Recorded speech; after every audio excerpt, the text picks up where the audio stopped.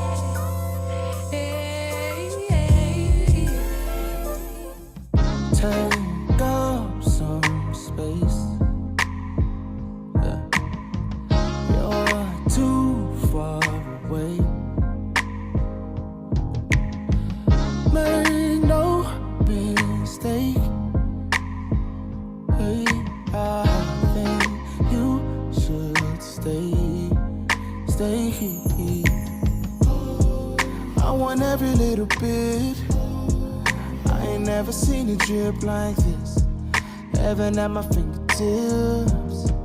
Let's not let a minute slip. Just say you have me. Oh, taste and see. Yeah, I hope you don't sleep on me. I've got good and plenty.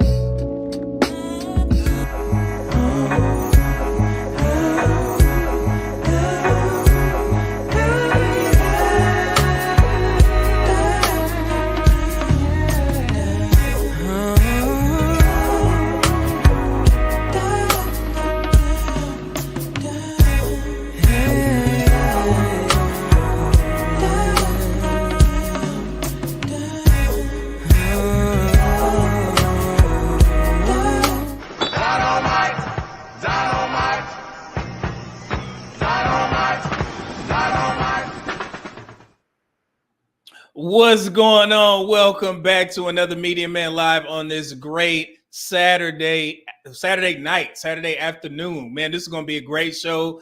Man, to you guys that are here early in the chat, I hope you stay for the full show because I promise you guys, we have an amazing lineup. I reached out to Groman, talking shouts out to him, blessings to him, and he was able to help me make this happen with his panel members. And also they have their own channels as well. So you guys are in for a treat. I promise you that you will learn. We will definitely have some great conversations with some good people. Man, hopefully the chat, you guys will have to be heavily involved because this will definitely go down in history. I will definitely be putting something together out of this live stream so you guys can have some tangible information in regards to how the Black community should move forward if we're going to be discussing relationships and marriage. And when I talk about should, I know that's kind of a curse word in these spaces. However, I see people use it so much that I decided to do a show about the should, because we in these spaces all know that the purpose of the conversations around here is about what is, and we rarely operate in what should. However, we're going to operate with that mindset today. Because typically what I hear Black men or Black women, they'll say Black men or Black women should be doing this, or Black men should be doing that. So instead of holding everyone to the standard of should, we're going to hold the loudest people in the relationship conversation room, which happens to be Black people between the ages of 35 to 44, to the standards of what should. We've already focused on Black men. So now it's time to turn our attention to Black women. And we have some great guests to discuss these talking points. The chat will be involved in the polls. You guys will hear us out. I have some great videos as reference and also some statistical information for you guys to understand. So like I said, we're operating in what should, because I want to give you guys some quick numbers here.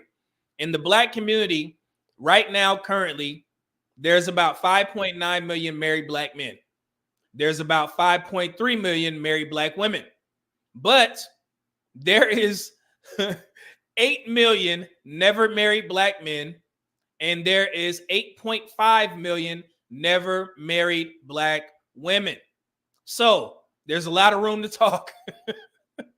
So you guys understand why I say should, because you guys place standards on people, and we're going to try and see if we can make those standards make sense with the questions and the topics and the things that we discuss on tonight's panel. So I promise you guys, you are in for a treat. And before we get started and I bring up the panel members, let me get to the super chats real quick. Who we got so far? I asked my mainstays. Look, we got Dante Bryan in the building with the $5 super chat. Thank you, good brother. Brother Double M and brother GMT. Peace and blessings to you. Man, thank you for being early. I know you ready to go, brother. Let's see here. We got AMSM in the building, a man supporting men. With the $5 super chat said, Media Man, because of you, I stopped putting so much money in my so much honey in my hot tea. Got to be strong to drink sweet hot tea, bittersweet hot tea. I told you, you looked at the back of that honey, right? It's a lot of carbs in there. See, I do give out some information here and there. We got Tristan Smith in the building with the 1999 super chat. Man, drop the bomb on you, boy. Let's see here. It's been forever since I caught one of your lives. The last one I listened to, you were at around 2,000 subscribers. Congrats to all your hard work. Shout out to my fellow vets and service members currently serving. Thank you, good brother. Hoo-wah. That's what I'm talking about, man. Good to see you back here, Tristan, man. And we got D320KG with the 199 super chat. Said men aren't approaching women anymore. Topic for show. Oh man, you already get to it, ain't you, brother? Well, we get to everything, man. I got you, brother. This dude. Leon B1, what's going on with $20 super chat? He said, thank you for the invite. I'm extremely excited for the show. Oh yeah, man. Oh yeah, it's gonna be great. I promise you. And then we got R2D1, just simply stopping by, dropping a $20 bill on the ground for your boy. Greatly appreciated. Thank you, good brother. Enjoy the show, man. I promise you guys will definitely enjoy.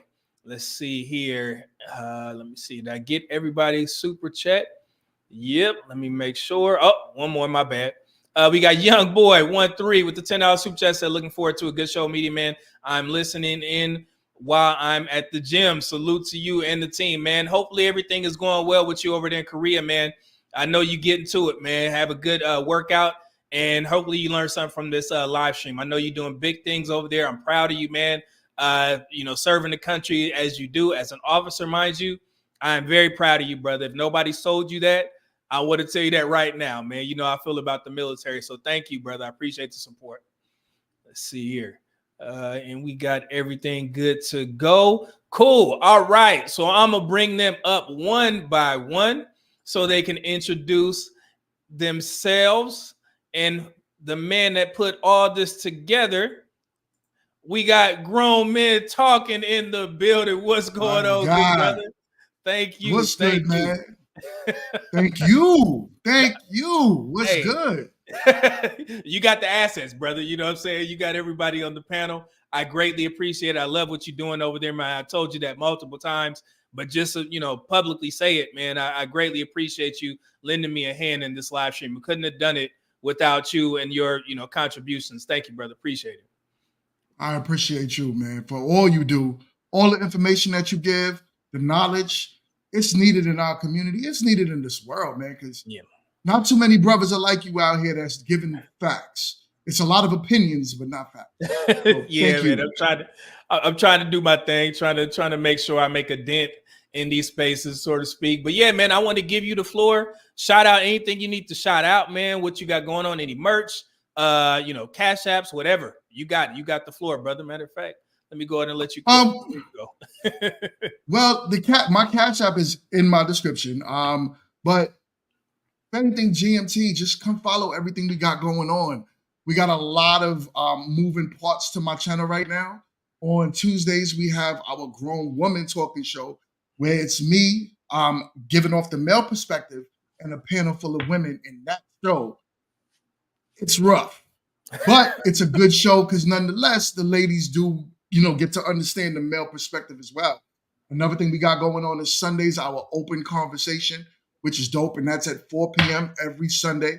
And then also every Friday, we have Grown Men Trash Talking. We do that at 1:30, where it's just me. I'll bring people up and we'll just review any craziness that's happening throughout the week on the internet. So other than that, I'm happy to be here. I'm happy to be with Media Man. I'm happy to be a part of his growing channel, to meet everyone that's in the chat. You guys are great. I've been in the chat with y'all plenty of times. Let's keep growing, y'all. Let's keep growing.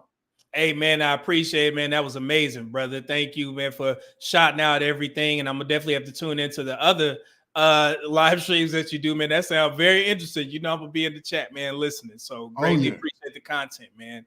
So without further ado, friend of the show and one of our featured guests, let me go ahead and bring up more real talk in the building. What's going on? How you doing? I'm good. How's everyone else doing? I'm good. Everything is good, man. The chat is definitely looking forward to your presence as always. Yes. Yes, I'm excited to be here. Just a little nervous, but thank you for having me. It's great to be here, as well as being a part of Grown Men Talking's movement. It's a lot of things I've taken upon myself to try to fix up in my own life, as far as what I should be doing, the shoulds, what I should be doing as a young lady. So I'll have a series coming out that I'm working on about manipulation. So I don't have a specific date, but I want to really dive in there and kind of help people understand the different forms of manipulation and how you can overcome that, because it's so much out there. I learned some stuff. I'm like, wow, I didn't even know I was manipulated.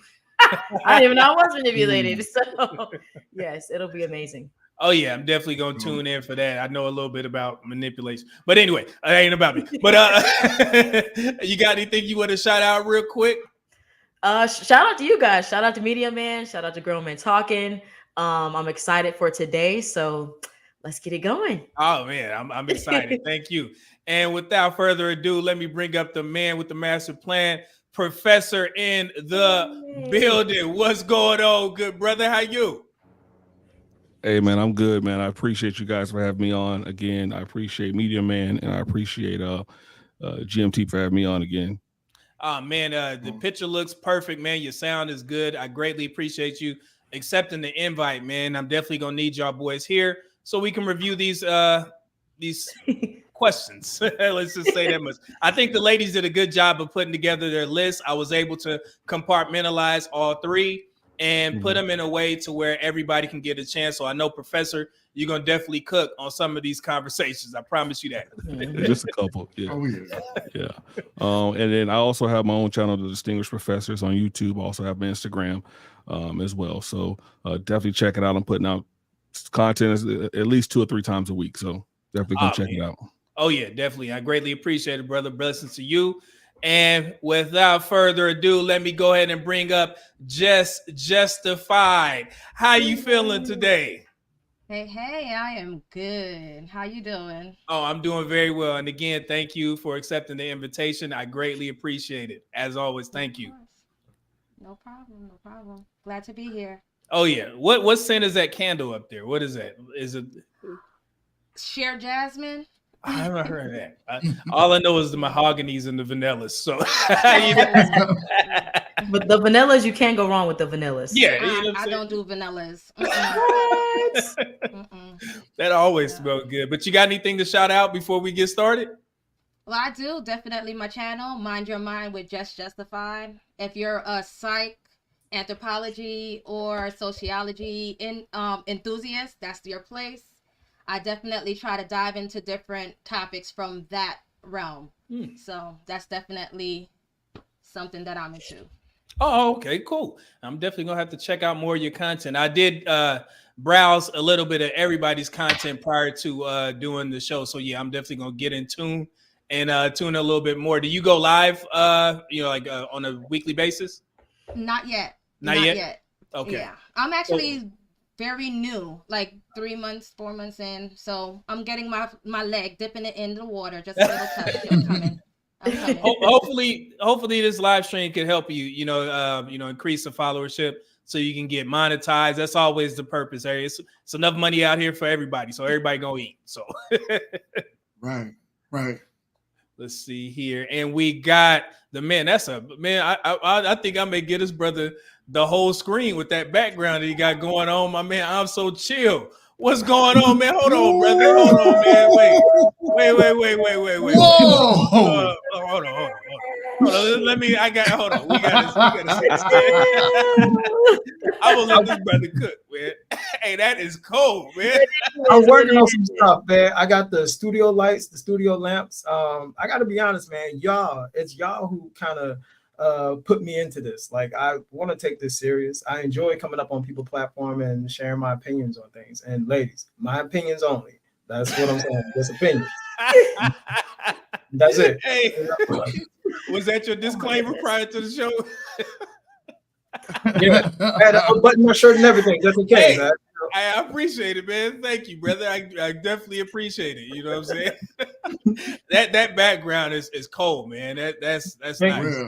Thank you. I'm still a rough draft. There's some ideas that I have, and I want to incorporate my man GMT in it, man. I spoke to him today about the ideas I have for my background and what I'm going to do. So, okay.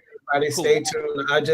Where you can find me is on Grown Man Talking. That's where I'm at. I'm exclusively stuck to that brother's hip. All right. And I'm there. Yeah, man, I appreciate it. If you guys haven't watched the Grown Man Talking channel, you just got to tune in for I'm So Chill. There's a couple times where it's gonna be a huge gasp let out. You know what I'm saying? Major gasp. Major. You ain't even got to be watching the screen. You just know where the information came from, and you know why people got up in arms a little bit. But yes. Say. Oh man, thank you, brother. I appreciate it. And we still got 2 more members. We're gonna wait till they get on screen and ready to go. But while we wait, and before we get to it, let me get to this. The ladies in it popped up when I said something. Let me go ahead and get Mona in here. Hold on real quick. Let me see. And we got Mona in the building, my head moderator. It's good to see her beautiful face. I know she take care of the family. Thank you, Mona. I appreciate you coming on the stream. Thank you for having me. I don't know how I'm going to follow up behind I'm So Chill with that background. I'm over here just white walling this mic, y'all, so bear with me. Thank you for having me and including me with this amazing panel of folks that I know are going to really bring it today. Yeah. So thank you. Yeah, you guys are definitely going to enjoy this. I put a lot of work into this, man. If y'all don't know, I work for the government, so I have to do this alongside of my full-time job. And so it took a while. So I definitely put in work so you guys can hopefully understand the process and what we're trying to do on this show, and in the Black community as a whole. I am neither for or against marriage. People gonna walk their own path. It is what it is, but I just want to make sure you're happy in the process. So it's gonna be a great show. So thank you again to everybody, and let me our final member. And she was requested by Grown Men Talking. We got Ash in the building. How are you? I'm doing great. Thank you for allowing me to be here. I don't have much to shout out. I just have Instagram, Ashley on Ice, so you guys can go there. Okay, cool. Make sure you put it in the chat. And so But I heard from Grown we're gonna Men get her going though. Yeah. We're gonna get her I going. heard that you're in the military. I am. I'm in the Navy. Hey, that's what I'm talking about, man. I mean, it's not the Air Force, but I'll take it. Yeah, I've done some amazing work in my, career with the Navy. So yeah, I greatly appreciate it. Thank you for your service. Appreciate it. And I'm gonna make sure that you don't get fired on your day off. Okay. So let me see here. Oh man, we got super chats galore coming in. These brothers. So if y'all don't know, let me just give y'all some game. I do consults on a weekly basis, right? And I probably average about 5. And I'm gonna just tell y'all right now, we have 2 surgeons in the chat right now. We also have a lawyer in the chat. I see, let me see, who is this there? Hold on. I got a Cash App for $200. Hey. From JP. He actually works at one of the biggest consulting firms in New York.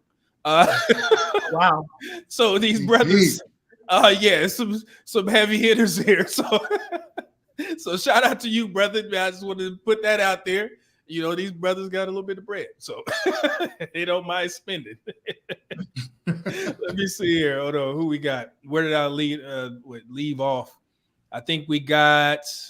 Okay, we got AMSM with the $5 super chat. He said, I didn't know the age increase for the military. I'm 39. I applied for the Air Force Reserves. The cutoff age is 42 now. Yeah, man.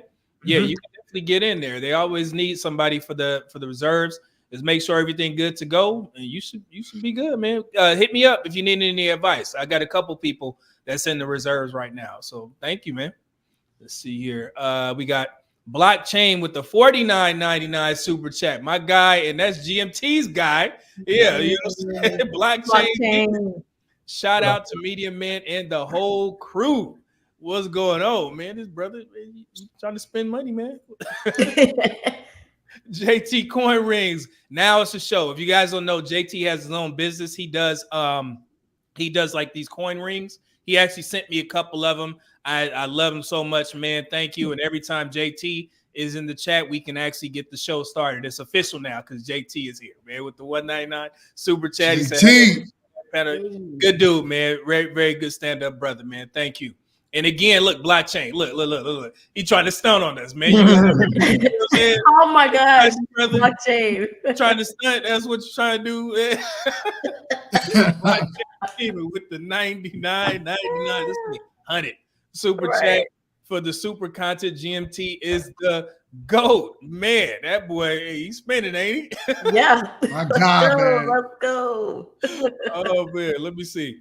And we got Sean Stiff in the building with the $9.99 super chat. Said this is about to be fire. Man, I promise you, it is going to be amazing. So let me give y'all, and I'm going to just go ahead and brief the chat on the rundown of the show. So typically when we do the polls, I'll wait until we get done with everything. We'll do the questions and then we'll have a conversation. But for this show, while we're going, I guess transitioning into every topic, I'm going to open up the poll so you guys can have, free reign to vote while we speak on whatever is being presented. So this is gonna help get a better, I guess, reach of how many people vote, and you guys can listen to the back and forth arguments or discussions, and you can maybe be able to change your opinion on whatever we're talking about. So yeah, it's gonna be a great show. What I did want to say, I wanted to acknowledge the ladies. Thank you guys. Thank you all for bringing in the list. I was able to put it together. It was very easy. It was succinct.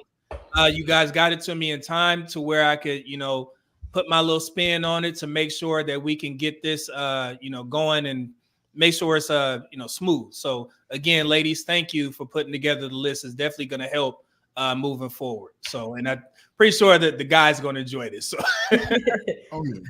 yeah, let me see here. So, shoot, we can get started. If I didn't miss, wait, we got something. Okay, cool. Okay, we can definitely get started. So the first one that I want to bring up, let me show y'all real quick. And I'm gonna show y'all what I did for the show. All right, we're gonna start at the top. Bam.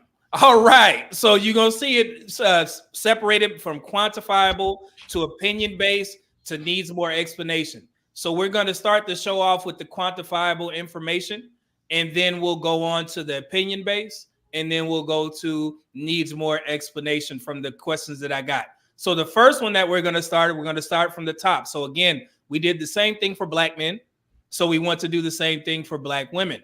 And the way that I worded this is, should Black men expect Black women to earn an annual income of $60,944 for women ages 35 to 44? And the reason why I put that specific number for the income is this.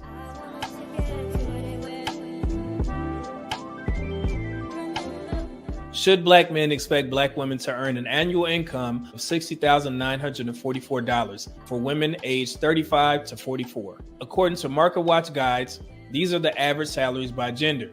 Looking at the same BLS data set from the previous section, you can slice the data based on gender. It shows that even in the modern age, the gender pay gap remains an issue. For women ages 35 to 44, the median annual income is $60,944. This chart shows that women starting out in the workforce initially make close to their male counterparts. However, as they age, they go from 80 to 85%.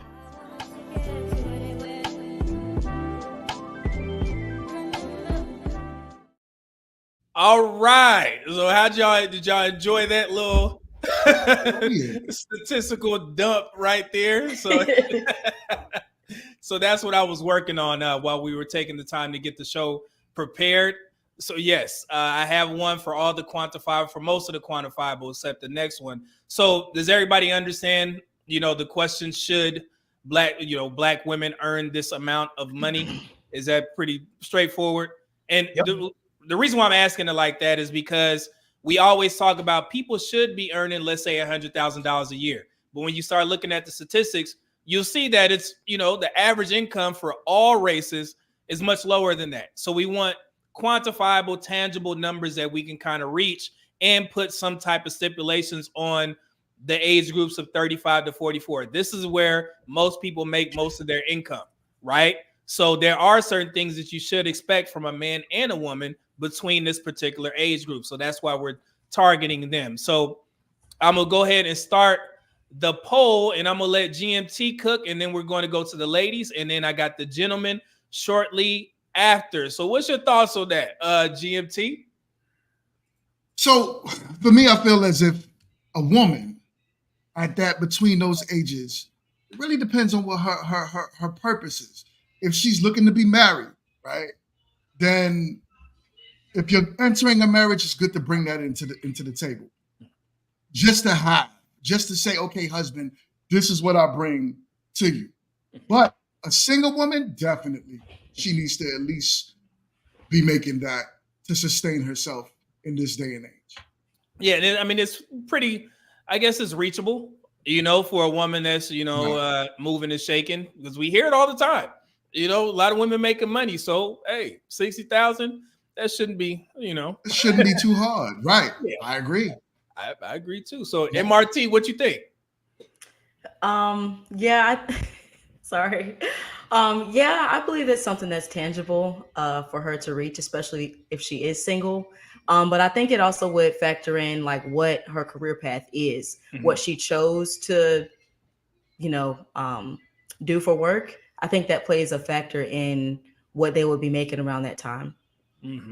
Yeah, I definitely agree. And I think that sweet spot of 35 to 44 is actually good, because people are getting married at later ages. If you guys don't know, 33 for Black men, 32 for Black women.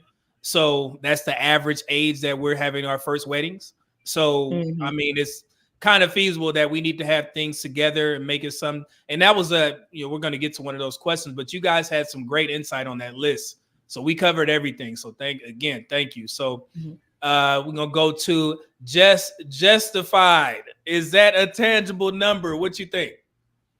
I think it's tangible. Definitely. But definitely I feel like even when you're married or single, because odds are if anything and you're married, the man is usually making that same or even higher. So y'all gonna have a dope life. So I agree. So I mean, you combine those incomes. I can't wait till we get to the meat of these conversations. Pause. I know I gotta say that for the young guys. Oh my gosh. I just learned that.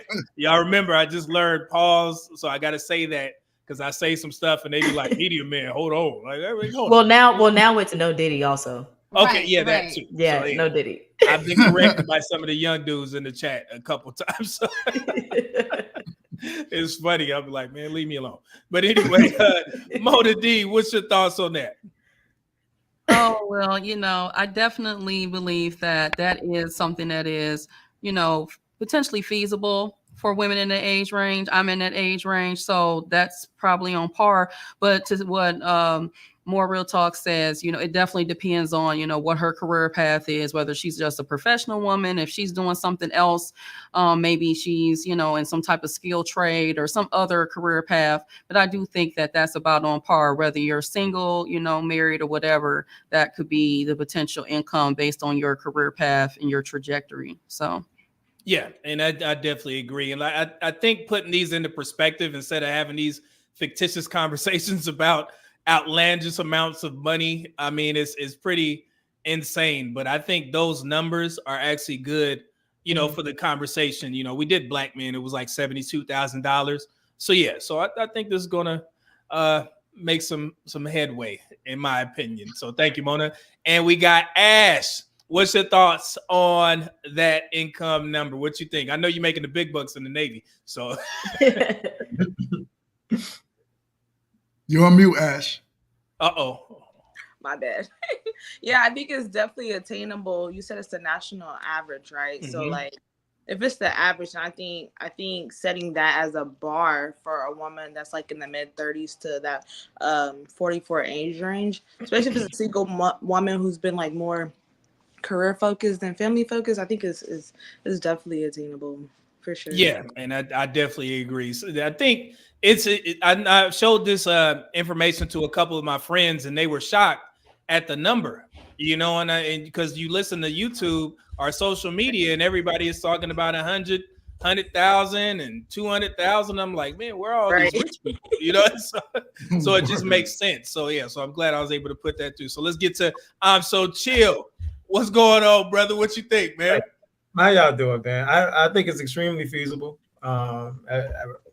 Truth be told, I kind of see it as the norm, really. A lot of women in their fields, medical, banking, they tend to make roughly right at that 60 plus, between 60 to 70, So I do see it as easily obtainable. So I don't think it's far-fetched to expect that.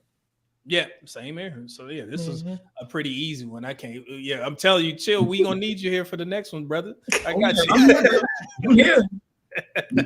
Professor, what up, though? What you think?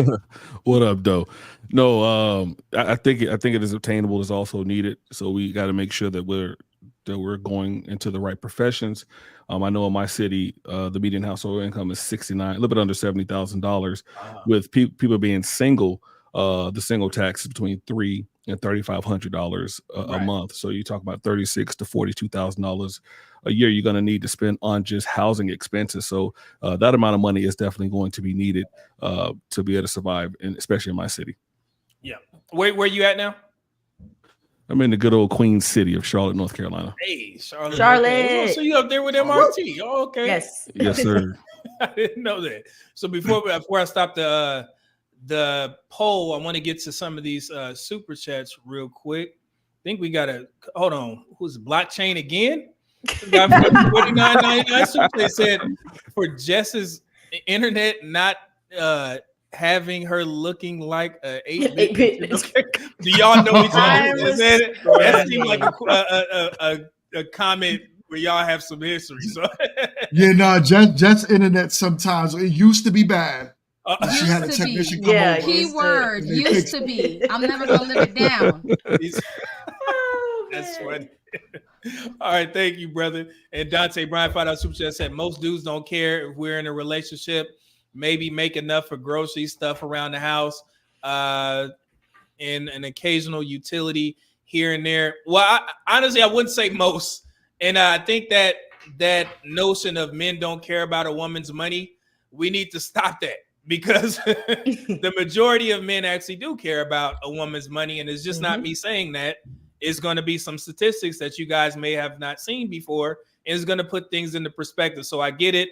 That was an old Kevin Samuels thing, but he was talking about like the top 10, 15%.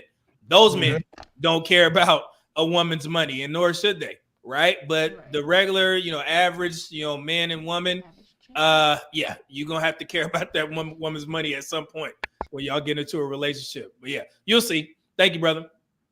Let's see. And we got the Block repping. That's a cold name. $5 super chat said if she's professional, she should know the true numbers and move cognizant of it. Needs over wants. And I mean, honestly, that's why we're here, because a lot of people don't know. And this is not for the panel. You know what I'm saying? This is for everybody that's watching. You may not know some of this stuff. So it'll help the the conversations. So Matthew Pearson, $5 super chat said this for the 80K fellas. GMT, what up? Big man and toxic. MRT, don't let me down. MRT is toxic? You want to respond to that? Yeah. I don't know why he calls me that. He's heard, I guess, some stuff I've said, and he's just like, you're toxic. But I think we all might have a little dose of toxic in there somewhere. we could be a little petty Betty sometimes, right? Okay, I give you that, because I was like, man, I was about to stick up for you. I'm like, what do you talk about, brother? I don't know, but exactly, yes. And then for some reason, I got service issues. I can't type in the chat, so yeah, I seen that, and I don't know what's going on. So, did you have anything you wanted to post? Anything? Sorry, did you want to post anything or? No, I was messing with Matthew. Oh, okay. All right. So let me go ahead and end this poll, and I'm doing this just to make sure that we have some continuity when we put this, this clip together. So the chat, let me see if they agree. The majority of the folks, if that's feasible, said, do you agree with the ladies? Said 54% said yes. Okay, cool. And we got 42 votes. So this is going to be a clip, so you guys will be able to use it. So and it's going to be, I guess, framed as, is this a tangible number for women Black women between the ages of 35 to 44?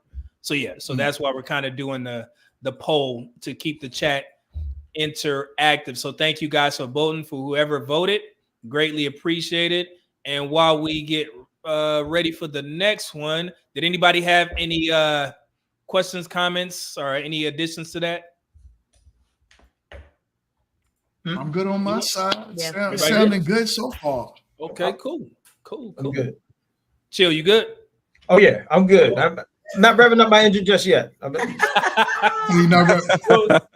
maybe this would this is pretty light. But does anybody on the chat know what the average credit score is? Ooh, I think, if I don't quote me, but I think the average credit score right now, especially in the Black community, is roughly is between 680, 680 and lower and below, actually.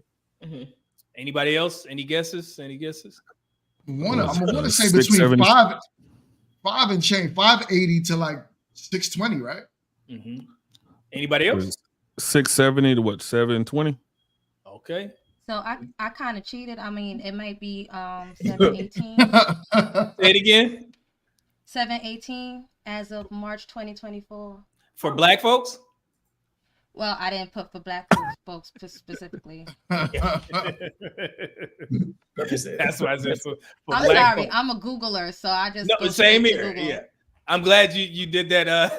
I got the same numbers with the overall credit score. Yeah, so let's get to it since we already got the discussion going. So the next one, what's one of the ladies put that in their list? Credit score.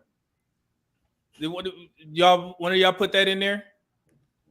Who was it? I think Jess put it in hers. Okay. Well, I put financial literacy. Oh, that's coming up. Overall. Definitely coming up. Oh, okay. That's coming up. I got that one. So the like next, I bulked that all together. Yeah. So the quantifiables, should black men expect black women to have good credit? So what is considered good credit is between 670 and 70 or 739, right? So that would be considered good credit. Now, in regards to the black community, the average credit score for us is 627. Yeah, that's where we land. So over 500, but it's 627 as compared to all communities, 709, and then 612 for Native American, Hispanic, 667, and 727 for white folks, right? So, so we do have some work to do. So this one may be a little bit tough in regards to should we expect black women between the ages of 35 to 44 to have a good credit score, which is 670 and up, right? So GMT, is that feasible? I think with the problem with our community is we're not credit literate. Mm-hmm. A lot of us are not teaching our children how to build credit. So is it feasible? Of course, we're definitely with the education and understanding how to use credit cards properly, then yes. But the way that it's going, I don't really see it happening anytime soon in our community. So no. Man, that's a tough pill to swallow. I'm sorry. We'll start with Jess this time. What's your thoughts on that credit score? So I definitely think, because especially when we think about buying houses and needing that signature, the signatures that we need to go forward and things like that, is definitely important with our credit scores. And I do agree that should be even added, financial literacy class in our schools, which they haven't done that. They're putting a whole lot of other stuff rather than, the things that they actually need. But especially our community need to actually focus more on that, because we do not, as GMT said, we do not have a lot of literacy in our community. And I remember someone even came out with a little board game, which is really cool to kind of like for parents to use with their children and things like that, or even going to see a financial advisor and things like that. We should kind of probably promote it more, talk more about it, spread the word, and kind of get more literacy in our communities. No, yeah, and I definitely agree, and that's why I try and share as much John Hope Bryant's content as much as possible, because he preaches that a lot, and it gives you kind of insight on where the black community lands, and definitely credit is where it starts. And I know that seems to be a sticking point for both black men and black women when we have these relationship conversations. I'm starting to hear more women say, yeah, you need a good credit score. What's other? Need a passport, things like that. Right. So, yeah, I think moving forward, we do have some improvement. So overall, do you think that it's feasible for black women to reach that between the ages of 35 to 44? I mean, it's feasible, but with a lot of work and changes. So I agree. I definitely agree. It's going to be tough. Mona, what's your thoughts? It's all bad, you know. Oh my goodness. It's, you know, we carry the highest, you know, consumer debt amongst credit cards. So we definitely, you know, if you're single and childless, you know, yes, of course, you're probably going to spend a little more, you know, regarding your income. But by the time you are 35 to 44, we should have had some increased amount of financial literacy. And we should have had some improved credit. And like to Jess's point, yes, we would have to definitely become very disciplined because we are easily influenced as women. We are marketed to all the time, and we want to keep up with every, you know, other woman. For the most part, when it comes to things, you know, we go on TikTok, we are inundated with things, you know, on all these social media platforms. We spend a lot of time on social media. We want to kind of do and be like a lot of other women and have a lot of things. But you definitely need to have a mindset change, especially if you're going to be serious about dating and marriage and having children. And we do need some work, and we do need to be disciplined about it. So yeah, that's my stance about it. We got work to do, So ladies. you think it's a little bit too much consumer spending amongst the ladies? I do. I think it is a lot of consumer spending amongst ladies. But I think, you know, what was the average credit score again? It was like For us, 670, 627. 627. I think that's feasible. That's feasible. A little higher, you know, but I think, you know, definitely a lot of work. But we should get that credit score up for sure. Yep. Because I think what's the average for to buying a house is 620. Is that it? Yep, 620. 620. And with an FHA loan, it's roughly 620. 620 with an FHA. Yeah, with the FHA, yeah, somewhere right now. I could be wrong. I'm asking y'all. Y'all may know more information about me. I just threw that out there. I remember hearing that somewhere. I don't know. But Ash, what's your thoughts on that? I think is she on mute? So I did put good credit on my list, and this was my thought process. There we go. This was my thought process behind it. I love that Jess mentioned that a lot of times, like, we don't start out as adults with that financial literacy that other races may used to at a younger age. So in your 20s, you make a lot of financial mistakes for sure. But by the time you're like through life, by the time you hit your 30s, 35 range, you've gathered enough information to like correct the mistakes that you made in your 20s. So I think achieving 627 in your mid 30s is definitely possible. Like that should definitely be a goal, if not sooner, because you learn through life, and you know, you make mistakes, you're like, okay, that didn't work out. I see interest rates, like, okay, I'm digging myself into a hole. So like you learn how to maneuver better. So like, yeah, by the mid 30s, I think a 627 definitely should be the goal for women.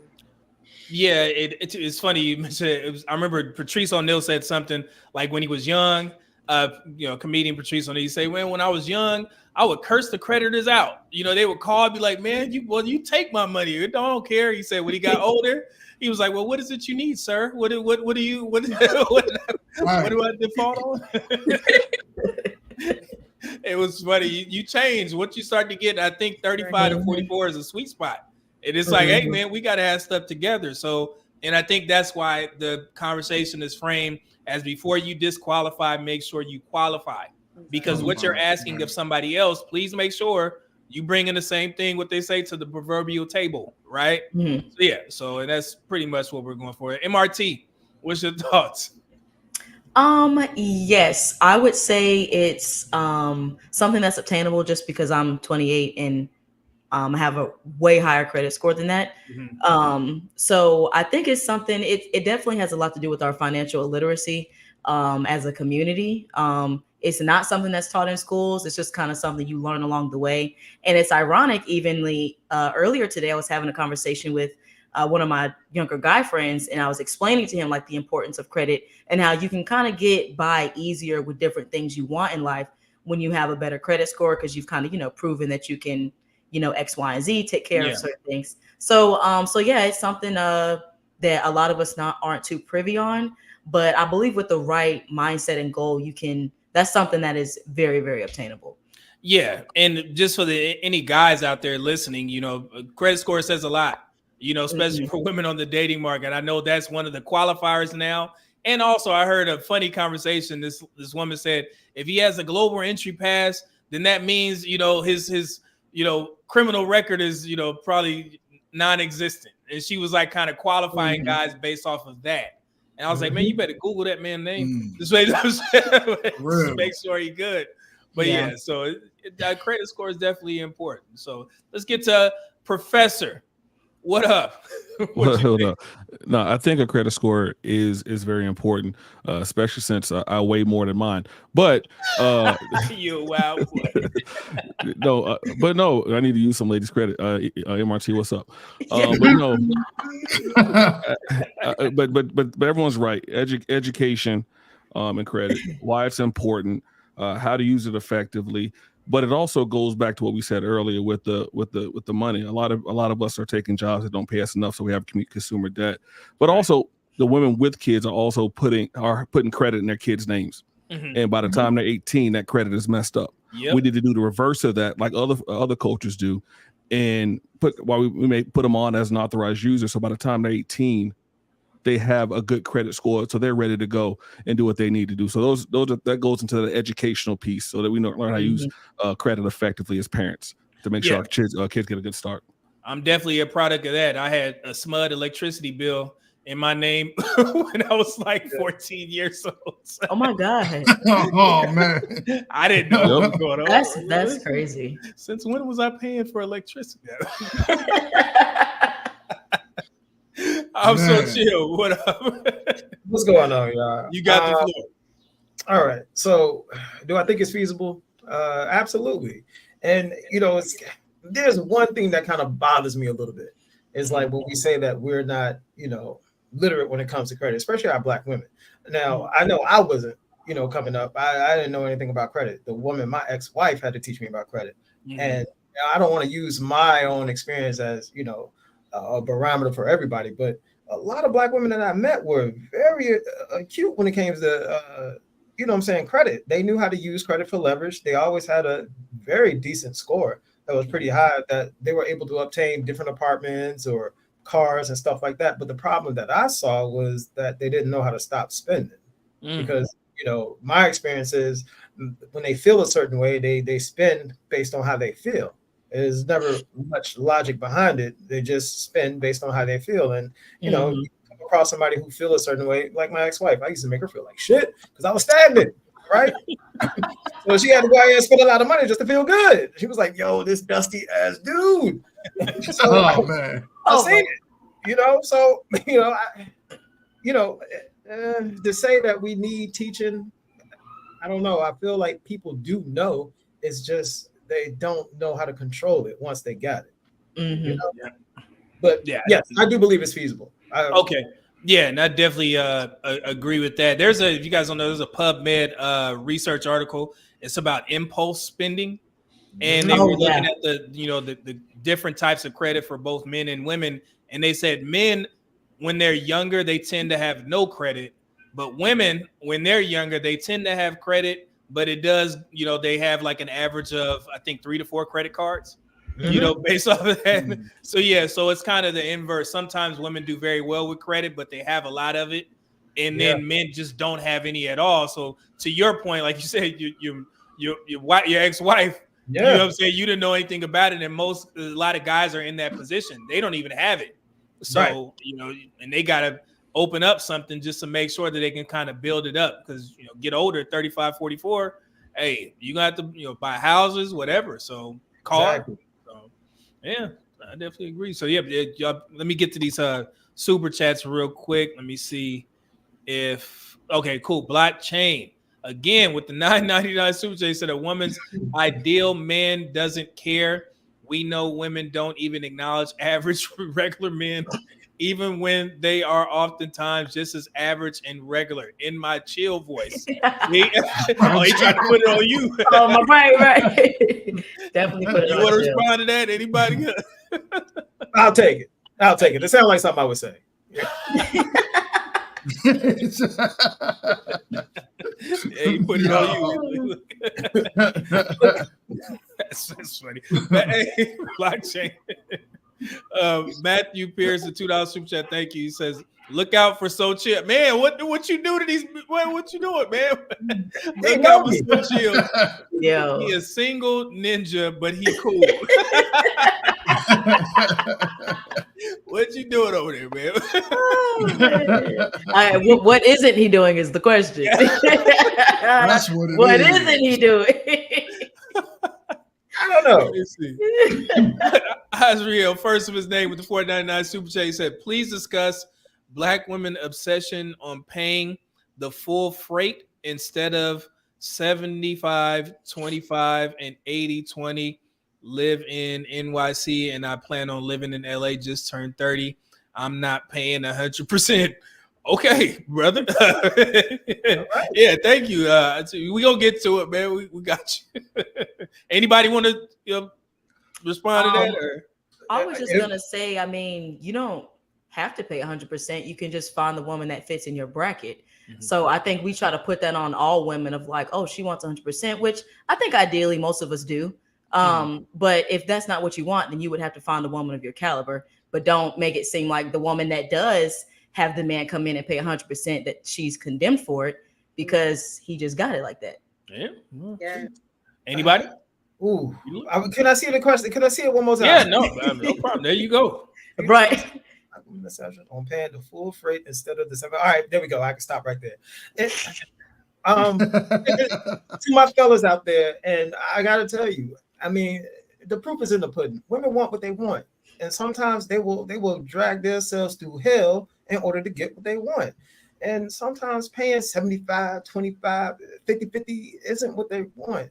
You know, that's why we're having these conversations. So maybe we can get to a solution of it all. You know, and that's why we're here. We're going to talk about the solution. But fellas, you already know the deal. If you're coming in with half the bill, you're going to get the tables ran on you. That's the current situation right there. So you can 50-50, 75-25, all you want. You know what's going to happen. My brother GMT had a video up where his old lady, a lady was in his car, in the driveway in front of the house. Oh yeah, I seen that. In front of the house, in his car. In front of the house. Man, that's his car. That's wild work. See, okay. I gotta be 100%. And what the fellas didn't pay attention to after watching that video is what the gentleman said. He said, "I'm going to pack my stuff and leave." Oh, that sounds like you live with her, brother. You already know what's going to happen. If you don't have the leverage or power, yeah, get ready. Okay. He had to go. He had bad credit. Yeah, that's what it was. He had bad credit. That's that 625. That's a dang shame if you get cheated on and you got to move out. Like, God, dog. That's a double whammy. Lord mercy. All right. The Black Reppin' $2 super chat said women can sell lashes and call themselves bosses. What they got to do with anything? Right. Thank you, brother. I just gotta say, man, it was funny. Today after the gym, I had to go to the beauty supply store and get a comb. You know, my child wanted a comb. I didn't know what I was doing in there, man. And you go in the beauty supply store and you start to see all these different gadgets and boxes of lashes and stuff. I was like, God, dog. I didn't know they had. Somebody is a boss out there because we buying it. Yeah. They was all in there. Multiple different types. I was like, that's crazy. I stayed in there too long. I was like, man, I just need a combs. Let's see. Blockchain 999 super chat. He said the Black community has the spending power higher than a gross domestic product, GDP, of over 120 countries, Russia included. Yeah, man, we discussed this on the financial episode. We got the money, we just gotta, put it in the right places. So yeah, I definitely agree. The Fresh Perspective with Lady Fresh. It's cold. Lady Fresh. Oh yeah, okay. Hey, it sounds like that's a nice name. 999 super sticker. Thank you. Appreciate your support. Welcome. Let's see here. And Prince Paxton, my guy, what's going on with the 1999 super chat? Said much love to the cast. Nothing better. Black minds coming together. 100. Thank you, brother, man. Good to see you back here. Hope the fam good. Everybody good, man. Blessings to you. And Dante Bryant, $2 super chat said that's because mama keeps stuff on it. What I missed? Huh? Oh, talking about, I guess it's the credit. Okay. Yeah. Okay. King Rue, $10 super chat said black men need to network with other good black men to find out where the money is at. Your network is indicative of your net worth. Okay. Totally agree. Good point. I Totally stand agree. on that one. Totally agree. Totally. Anybody want to cook? Yeah. Yeah. Now the biggest thing that black men could do is stick with each other, Yeah. learn from each other, and build and truly build together. You know, and that's the reason why I have most of my success. It's usually someone else that said looked up and either taught me how to get what I got, or literally gave me a helping hand. So you got to network exactly with the people where you want to be in life. Right. I wanna just definitely touch in on that. Look, that has always been an important thing to me, man. Black men, and I've said it all the time, especially on GMT's show, that if you want change, black men need to unite together and move in the same direction. And when you move in the same directions, that's how you change your environment. You know, we can sit on panels all day and talk about relationships, the differences between men and women, and whose fault, blah, blah, blah, blah, blah, blah. We can have all day, but nothing is going to change if men don't just stand 10 toes down, start networking, and just moving in the same direction. You know what I'm saying? We don't agree on everything, but we need to learn how to stay on code, because the numbers and the stats don't lie. Glad that we're here with Media Man, because he could prove it. He literally he could prove what I'm saying. Literally. They're on code, fellas. They are on code. It's gonna get we gonna get crazy with these stats. It's gonna get good. It's gonna definitely start putting things into perspective for the black community, and that's why I think this is so important. So we can kind of frame these conversations off tangible information. You know what I'm saying? And so it's gonna it's gonna be crazy here in a second. I promise you that. But the poll ended, and ironically, it's 50-50. So so good credit. Is it feasible for black women between ages 35-44? The chat is split between 50. They're like, man, yes or no. Anybody, any thoughts on that? Oh man, I got a lot of ideas rattling in my brain, but I want to let somebody else jump in real quick. So you said it's only 50-50 of people voting? No. I mean, the votes were split. We had 46 votes, and it was split 50-50 down the middle. So no yes or no. They don't think. Some people think it's feasible. Some people think it's not. Obtaining 670 credit score to get to good. Right?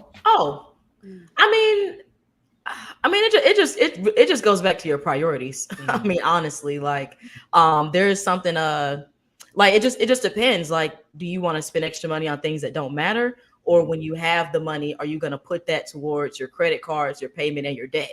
But I think as black people, especially, we focus on more so of like our image and what's going to be temporary happiness. Something that's just really not important in life. So it just goes back to your mindset on really where you want to go and diving in to get that knowledge on how to build your credit score and to really pay off your debt and stay on top of that. Right. I think it's harder to stay on top of it than to clear it up, because once you get it there, you have to really make moves to make sure you don't have that one thing that'll knock you down 40 points, 80 points, 100 points. And it sucks because it takes like 3 months to get there. Boom, one payment or one missed whatever, and those points will be deducted. Yeah, so, you get that email. You know what I'm saying? I'm definitely subscribed. Any activity, I'm getting the email. I'm like, hold on, let me check this out. What the hell's going on here? Right. But I can understand that. I can understand that 50% too, because you have a lot of, one, we have an obsession with peacocking. Secondly, you do have single mothers out there that feel bad that their kids go without. When we just have back to school, so a lot of women will go in debt to make sure their kids have a pair of sneakers or something like that, or around Christmas time, if they don't put something on it, like you said, I don't know many places that do layaway anymore, but they'll go into debt to make sure that their kids have something for Christmas, as opposed to saying, hey, I don't got it this year, or get them a little something here or there. So I understand that they do, that a woman can go into debt a lot more, and that credit score can dip because of those 3 factors I just provided. Yeah, that's true. Anyone else? I think for me to like gauge it better, I would have to understand why people are saying no. Like, what's the obstacles, right? Right. Like, I love what the professor just said, but so the list we came up, we were focused on like single women and like 35 to 45, 44 age range. So I would just have to hear from like a group of people on like the nose, because a lot of us agree. I think everyone agreed that it was attainable. So for the come out that way, like I need the other side to be like, Right. oh, this is why we. Yeah, I mean, I'm pretty sure they in the chat. I told them to send in that super chat if they got any insight. Let me see what Azriel said. It's a 999 said, I noticed black people that live in the South don't acknowledge the black people living on the coast. I never said 50-50, but to expect the black men under 35 to pay for a full mortgage here in Cali, New York is dumb rhetoric. Yeah, and like I said, that's why we focus on the 35 to 44. You remember 2 weeks ago, we did the financial stuff, and I was pointing out where people hit their peak in regards to earnings financially, right? So I know sometimes in these social media spaces, we do hear those conversations where a man is supposed to pay all the bills as a boyfriend, and being young. And that's kind of, I agree with you there. That's unrealistic, right? But in this age range, it may be a little bit different. Chill, go ahead, Cook. I did want to address him. And let me apologize to my brother. I hope I didn't miscrew anything that you said. Now, here's the thing. I know you didn't mention 50-50, but 9 times out of 10, if a man is already living on his own and doing his thing, and he purchased his house on his own, he's going to be paying that stuff on his own. Now, in some cases, I see guys talk about, paying things in full is when they're shacking up with somebody, and that's what I'm talking about. But you're going to be paying the stuff on your own anyway. And if you feel confident that you're bringing a woman into your house, because that is what you're doing, right? Bringing a woman into your home, where you're already taking care of the bills. I'm not saying that, you shouldn't, have her pay something, but, that's basically what I meant from the get-go. I wasn't trying to say that I expect guys to pay everything, but if you already have your own, because I come from the standpoint of having my leverage, I'm not even giving up my leverage at no point. Been there, done that. I got my ass handed to me. But hey, but I'm glad that you led into this next conversation. You said a black man should be bringing a black woman into his home. Let's see if that's true or not, because should black men expect black women to own their own home? Right. So like I said, I'm glad that you led into this conversation, brother, because we're going to see who own the homes in the black community. Here we go.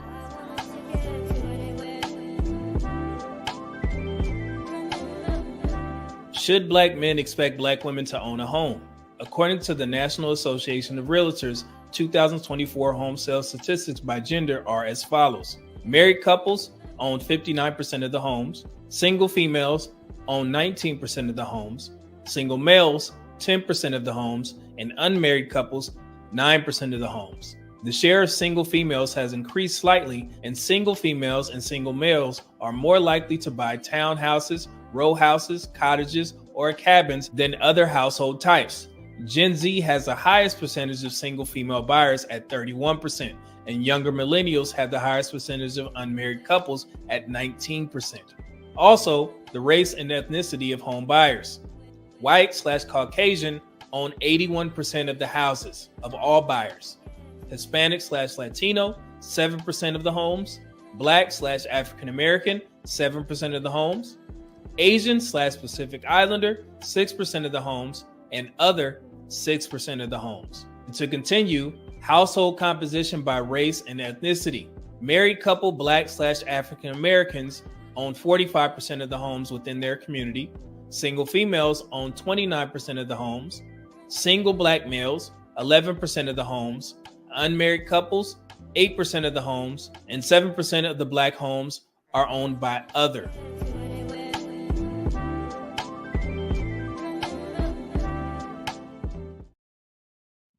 Right. So was any of that information shocking to you guys? GMT, what you think?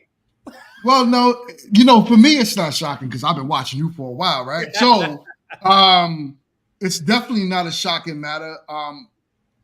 But I think this is a great topic. And the reason why I would say that is because I always advise men never ever move in with a woman. Have your own, build your own, and then move her in with you. Or if you don't have your own, build with her and then put it together, if anything, and make it happen. But never moving with a woman. That's just where I stand, my opinion, if she has her own home. So no, I don't think men should expect women to own their own homes. I believe men should build for themselves or with a woman. Okay, yeah, and I mean, would be rare because most people, they own their first home, they purchase their first home about age 35, right? And as you guys seen in the stats, 29% of single Black women out of the 7% of Black people overall own, homes, right? And then only 11% of Black men. So that's not the majority, right? So Mona D, what's your thoughts on that? So my thought is that no, I personally don't believe women should be owning homes personally to live in, just from a safety perspective, a cost perspective, and to what GMT's point is, you want to, build with your husband and come in together like that. I just don't believe women should be putting that amount of pressure from a handyman perspective, from you're more susceptible to be victimized in that way, to be as a homeowner, single woman, depending on what community that you're living in. You just make yourself a little more prey, in my opinion. I would rather, have a home together with my husband versus, any other thing. I think you should have your own place as a woman, definitely a place that's adequate, affordable, safe for you, but you don't need to have a home as a single woman, in my opinion. So what's your thoughts on the women that don't want marriage? What should they do? I think that they should be smart if they're going to own a home. Look at, and I think we talked about that earlier in the week, be mindful about the communities that you're living in. Look at the long term, not just look at, hey, I like this home. It's comfortable for me today. If everything falls out the bottom, are you going to, as a single woman, have that income, right? We talked about your finances, your management of your money. Have you put yourself in a position to be prepared to cover that mortgage, that insurance, all the other expenses for repairs? Can you handle all of that on your own? And it's not a significant impact on your financial and negative way. So that's just my perspective about that. Right. Thank you. Ash, what's your thoughts on that? So it goes back to the age range that we're talking about again. Once again, we're talking about 35 to 44-year-old women. I think they should definitely own a home, whether they want to be married or not. You can move in with your husband when that stage comes. What if that doesn't come until you're like 50 years old? And especially in this economy, rent is so high now. Like it's crazy. Like the cost of living, even if you're in like a standard basic apartment, at least in Virginia, through the roof, you're gonna pay way more in rent than you are gonna pay in a mortgage, right? Well, based on your credit or whatever. But like you gotta have decent credit to get a home anyway. So I think like financially, it's a pretty smart decision for a woman to own a home. Because if not, then I'm not saying like what have you been doing during that time, but it's just like 35 to 44, you need to start like laying some roots, being established somewhere, like right. And like, unless you plan to make some big Jurassic move cross country in the near future, at that age, I feel like, I'm not saying like it's time to like settle a little bit, like at least location wise, and invest in something. I think owning property is a great investment, and it doesn't mean that when your husband comes along, you can't go move in with them. Like definitely, and then sell your property right now, whatever you want to do with your property, but like you still have something, right? You don't invest it in something, you made a big investment. So yeah, I think women should own their own home. Mm-hmm. Do you think that process of selling a home, like say you do meet your husband, not you necessarily, but a Black woman owning a home, is that a tough thing to do, you think, in regards to selling your home and then moving with your husband, and then you got to work out who's going to be on, on the paperwork, so on and so forth? Would that be a hurdle, or is that something that's easily to work through? I think it depends on the state of the economy, honestly, because like, during the pandemic, everyone was buying left and right, so selling the house easy. But it just depends on the time and the state of the economy at the time. And then I don't know. I never sold a house before, so I don't know. I just know it depends on whether it's a buyer's or seller's market. So it's hard to answer that question. Yeah, it But definitely. Like, as far as keeping it and like who name going to be on it, like what you have before the marriage is still yours, and then like whatever y'all build together afterwards, then you know. You think so? Yeah, I ain't never been married either, but in my mind, I'm like, what I had before, what I got before you on my own, like that was me. Right. You like it's still mine. Okay. Like if things go south, like don't take away what I already had. Yeah. You sound like men. That's how men sound in the court. Just please don't take what I already had. Don't take what I got. You had nothing to do with this. Leave me alone. Like leave that out. MRT, what's up? I definitely agree with Ashley, but I also agree with what Miss Mona said. As far as like safety and security and stuff like that, you could be more prone to just attacks and stuff like that. But I guess you could say this part is where like my modern womanness comes in, is that I personally don't feel like you should wait to get a man to do something like that. I feel like that's just if your finances are right and you are prepared to take on the additional like maintenance that a house is going to require, then go for it. I think, as you move along in your career, certain things in life, whether you're married or not, certain things just kind of set in, like Ash was saying, is like you plant your roots and you kind of go from there, unless you have some type of career that you're traveling constantly or I don't know, whatever. But yes, I feel like as long as you are financially ready for that, then yes, definitely go for it. Right. Okay. Cool. Jess, what's your thoughts? Home ownership by 35 to 44. So I actually don't mind a woman having a home if that's her prerogative. If she's unmarried, that's fine. And if she's married, I feel like more so rent it out or do something productive, because property can be a great investment.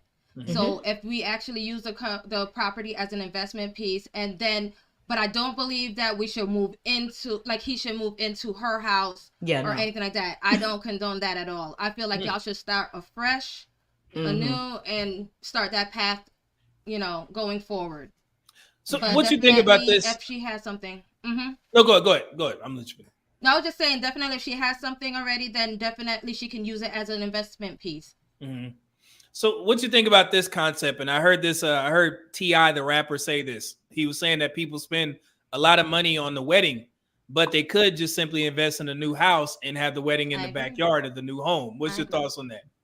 So I'm fairly frugal. So, I can't gauge how I go by things with other women sometimes with certain things, but I actually look for the better deals on everything. So I'm cutting costs as much as possible. That's like in the long run, that's a wiser choice. So I agree. What's your thoughts, Professor? Yeah. Again, sort of what Jess was saying, if do as you wish, but for how I personally see it is I personally believe in rent where you live and own what you can rent. Because owning a home, that comes with a lot of stipulations. There's no mobility or flexibility. So if you're in a town or a city where you can't make the amount of money you want to make and a job offer comes, what do you do? That's a whole pain. And like you said, right now the economy is what it is. So if the economy's down and you can't sell your house, what do you do then? And then on top of that, rent is actually cheaper than mortgages right now, with inflation being what it is. A mortgage on a home is going to cost you a little bit more. In addition to that, there's maintenance. If something breaks in your apartment, someone fixes it. If something breaks in your home, you got to have the discretionary funds to take care of that. Also, while you're renting, if you rent 2-3 bedrooms and you do some group economics where you can have people come in and live with you, now you can start saving some money and put the money you save and put it into assets. So if you want to do houses, whatever, you'll have some extra money to put down payments on those homes that you can go rent out to other people. So now, as you're growing that portfolio, your rental properties are now paying for your lifestyle. So instead of putting all that money into one home, put it into other situations where you can do the investment. So like I said, I believe in rent where you live and own what you can rent. Yeah, and I agree that home ownership, and this is a shout out to everybody who mentioned that. That's one of the fastest way to generate generational wealth in regards to how we talk about these conversations. If we want to be realistic, home ownership is a big thing. But I did, go a little bit deeper in regards to this conversation, because I've seen a lot of Black women complaining about owning a home and how they wish they wouldn't have bought it. I know you guys seen the rhetoric on TikTok, and they're kind of getting shocked at escrow, and and they'll turn around and be like, "Oh, what is this?" And I think it was some of them were just misinformed on what what could happen every year once that review is done, and so they were kind of shocked. And then also to your point, Professor, with the repairs, that shocked them as well. When you start looking at how much air conditioning costs to repair, let's say water heater, especially if you're buying a resale home and it's not new construction, you can expect some things to happen, and that video, it was good to learn from. Forgot the young lady's name on YouTube, but it's a Black lady. She does like in-depth insight on that, and she was good to listen to. So anybody, go ahead. I see one more thing. Go ahead. So just so you guys know, in the state of North Carolina, this is another reason why it's good not to own property before you're married. In the state of North Carolina, any property you own prior to marriage, that's not your primary residence that you own prior to marriage, you get to keep. That you don't have to, no one splits that. But the moment you get married, your partner, your husband or your wife is now 50% owner, whether they're on the mortgage or not. So that's the biggest thing. So if you do buy a property prior to getting married as a woman, and then you marry a man who may be a Dusty, he is now entitled to 50% of that. You can't sell it without him signing off. So just keep that in mind for the state of North Carolina. So make sure you check your laws, because that's how it is in North Carolina. Wow. Jess? So just on what he just said too, that's fine, but then also that's when you're looking already negative, like when people are talking about divorce before they even get married and all that stuff. So I get that that's something to think about, but that's if you're joining houses together, if you're joining your life together, that shouldn't be a problem really, and unless you plan on getting a divorce in the future. But what I wanted to say before, that's kind of go hand in hand with that financial literacy. You also have to research when you are going into a house, and that's the problem that you just stated. A lot of people do not research. So when you research, you're going to understand. You have to look at the housing market. You have to look at all these other things, property tax. You have to look at everything, even in certain areas. You have to look at that before you even consider going forward. And if it doesn't make any sense, don't go forward and do it, whether you're married or not, or whatever the situation is. Right. Yeah, I agree with everything you said. And one point that I was telling one of my nieces when she was thinking about it, I told her, I was like, if you come to me and you say, I want to buy a home, and I start asking questions, and you're like, well, this is all I can afford. And I'm like, well, you shouldn't be buying a home right now.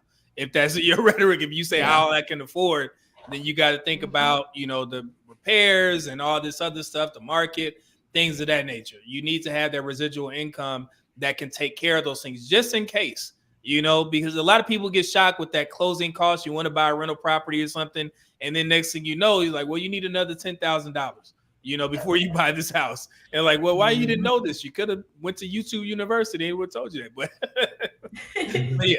So I mean, it's just the educational portion is definitely necessary in these spaces, not from like a buy my course type rhetoric. You know how y'all hear it. Right. Buy my course. And nah, man, this stuff is free. You can find it. Stay away from that. I'm so chill. You got it. All right. So, man, I feel like he structured this to kind of let me out my cage, and I'm trying to stay in it, y'all. I'm trying to stay in it. Hey, you got the chat is already against you. So, I mean, whatever you say. So y'all already know how I feel about women going out here buying houses, fellas. You already know how I look at that. I usually stand clear from that, and I don't think it's a good idea for women to go out here and buy houses. Now, I'm just going to speak for the women in my community, in the Black community. Usually what I'm currently seeing is a lot of them are getting roped into these mortgages, and what ends up happening is you're literally it's a wealth killer. It's a wealth killer if you go out here and do it by yourself. You know what I'm saying? What was that?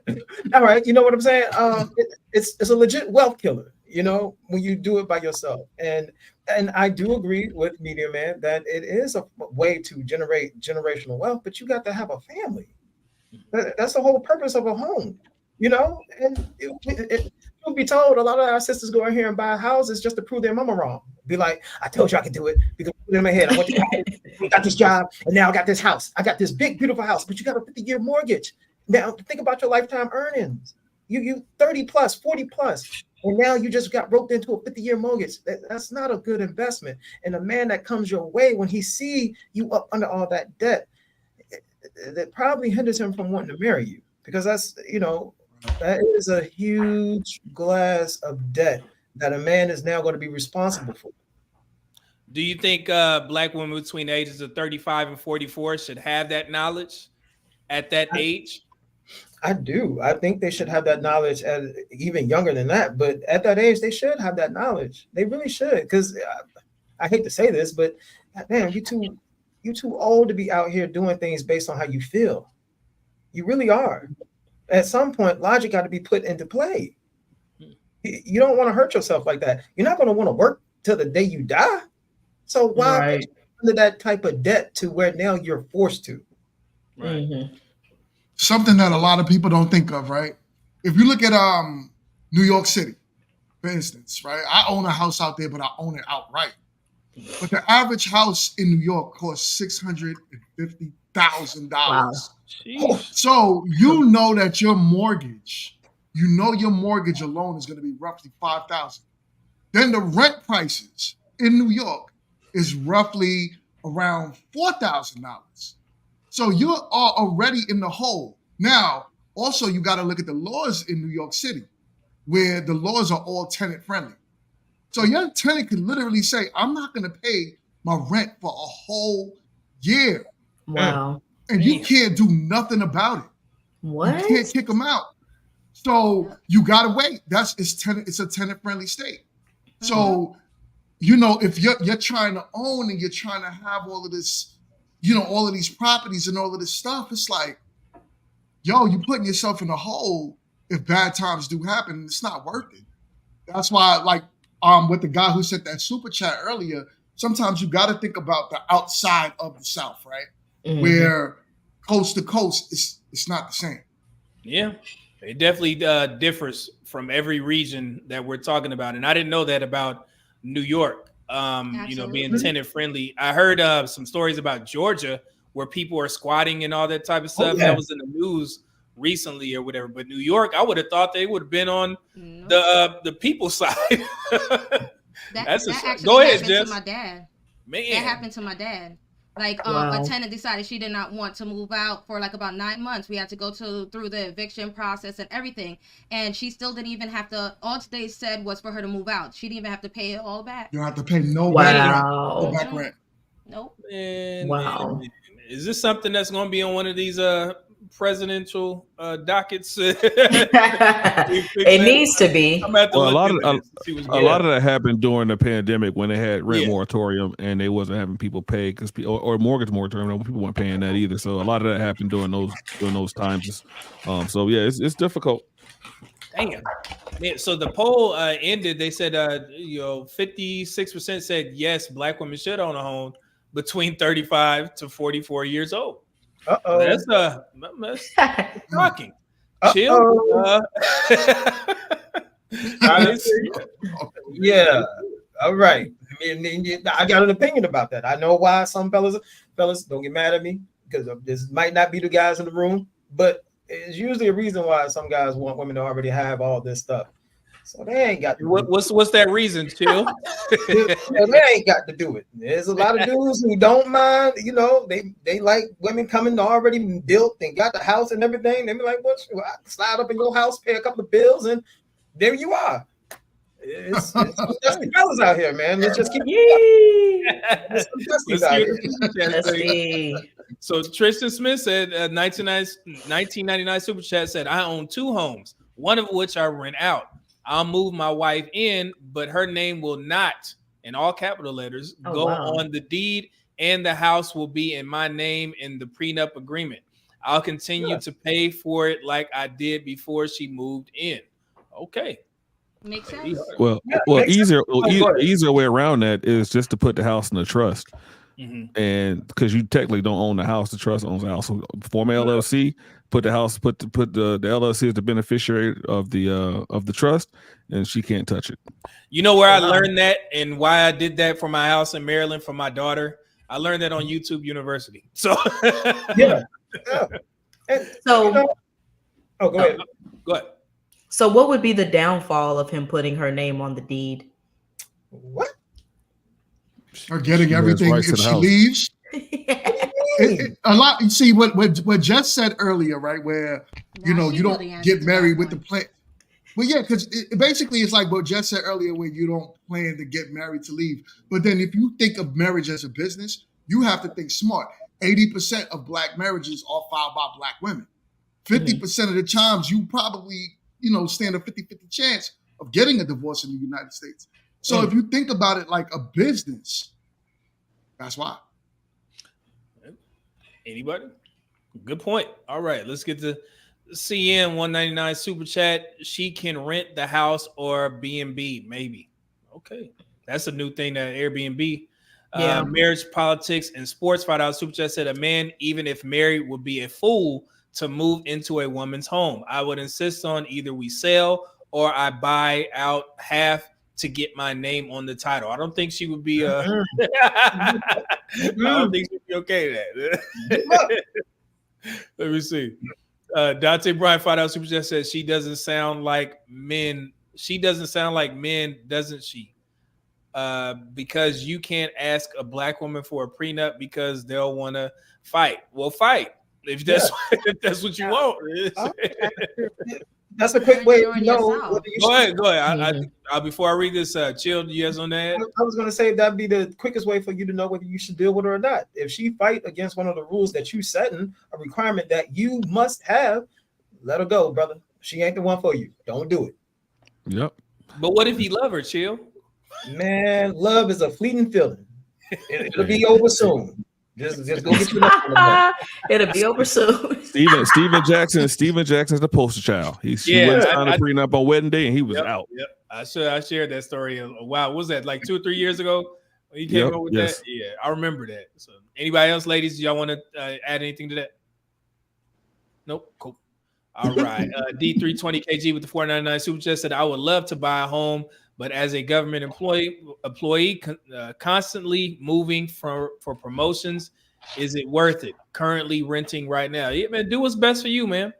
You know what I'm saying? And why are you GS? Why are you moving? What's going on?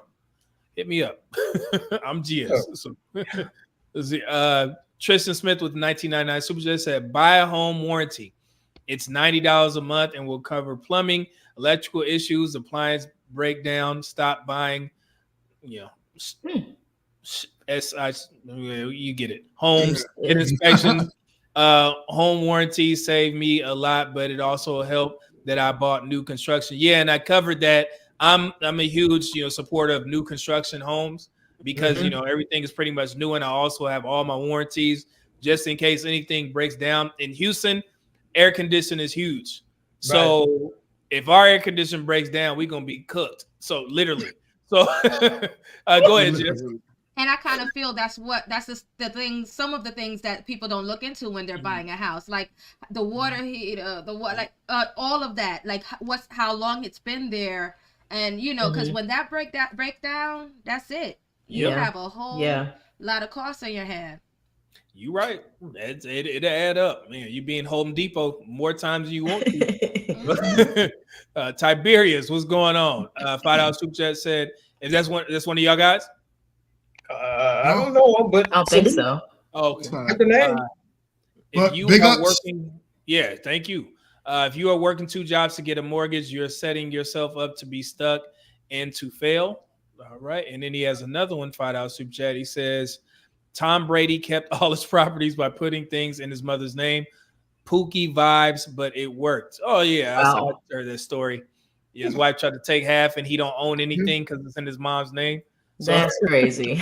That was wild. Dante Bryant, $2 super chat said, I meant she does sound like a man, doesn't she? Oh, okay. Connor White Wolf with the 199 super chat. Make sure it's a I'm gonna mess this up. Irrevocable. Who's more educated? Irrevocable. Say Jess, it. Jess, get that one, Jess. It's irrevocable. Jess, Somebody got it's it. an irrevocable trust. Irrevocable trust. There we go. there we go. Thank you, brother. All right, that was good. So yeah, I lean on y'all to sound certain words out. So, all right, but this next one is definitely going to be, maybe contentious because we have these conversations all the time, and it's one of the biggest black men's biggest issues that I've seen them discuss in these spaces. I mean, can y'all guess where we going with this? I feel like Where we going? I don't know. All right. Oh my God. Should Single black moms? men expect black women to exercise regularly, eat healthy, and be in shape? That's why I said this is one of the main things that I hear black men discussing about our women. So here we go.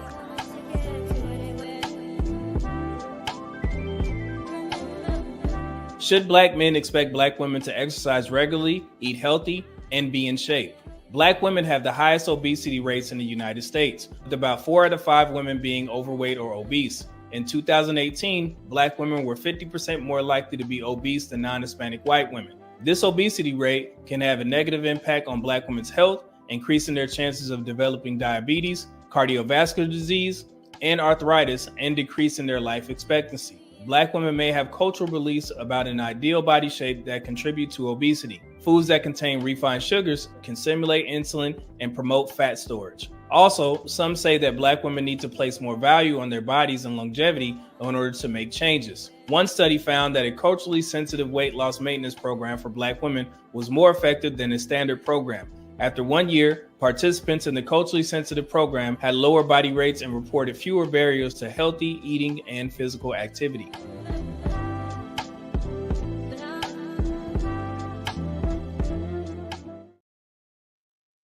So real quick, before I get to you, GMT, so the culturally sensitive weight loss program is just, of course, I did a little bit of research on that. It was just giving black women a little bit more time to lose weight, because some of the same diet plans that other races of women can be on, they can lose weight in a faster, amount of time. However, we have to give our women, a couple months more just because of the fact our diets are kind of crazy.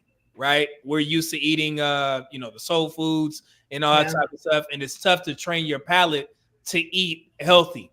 And that was actually cited. And I know it seems like an easy thing for people who have been in the gym. I know MRT is in the gym. You know what I'm saying? Yes. So it's very tough for people who have never eaten healthy to try and adopt a fitness lifestyle. So again, this is one of the biggest points that I hear from men in these spaces. So you guys know the statistics: 4 out of 5 black women are obese. So if we're talking about are obese or overweight, so if we're talking about the should for the 35 to 44, is that possible that we can get a significant amount of women between 35 to 44 to be in shape and adopt a healthy lifestyle, healthy fitness lifestyle? So GMT, you got it. So absolutely 1,000%. I believe that a man should expect a woman between those ages to be in shape.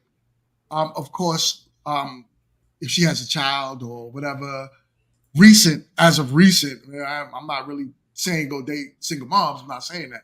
What I'm saying is if she had a child, the expectation is, you could be a little lenient with that if that's where you want to go. Mm-hmm. But for the most part, yes. I think women should know that men are very visual. And if for you to get the highest suitor of a man that you could possibly get, keeping yourself in shape is pretty much wealth for most women. Yeah. Man, let's go with Ash.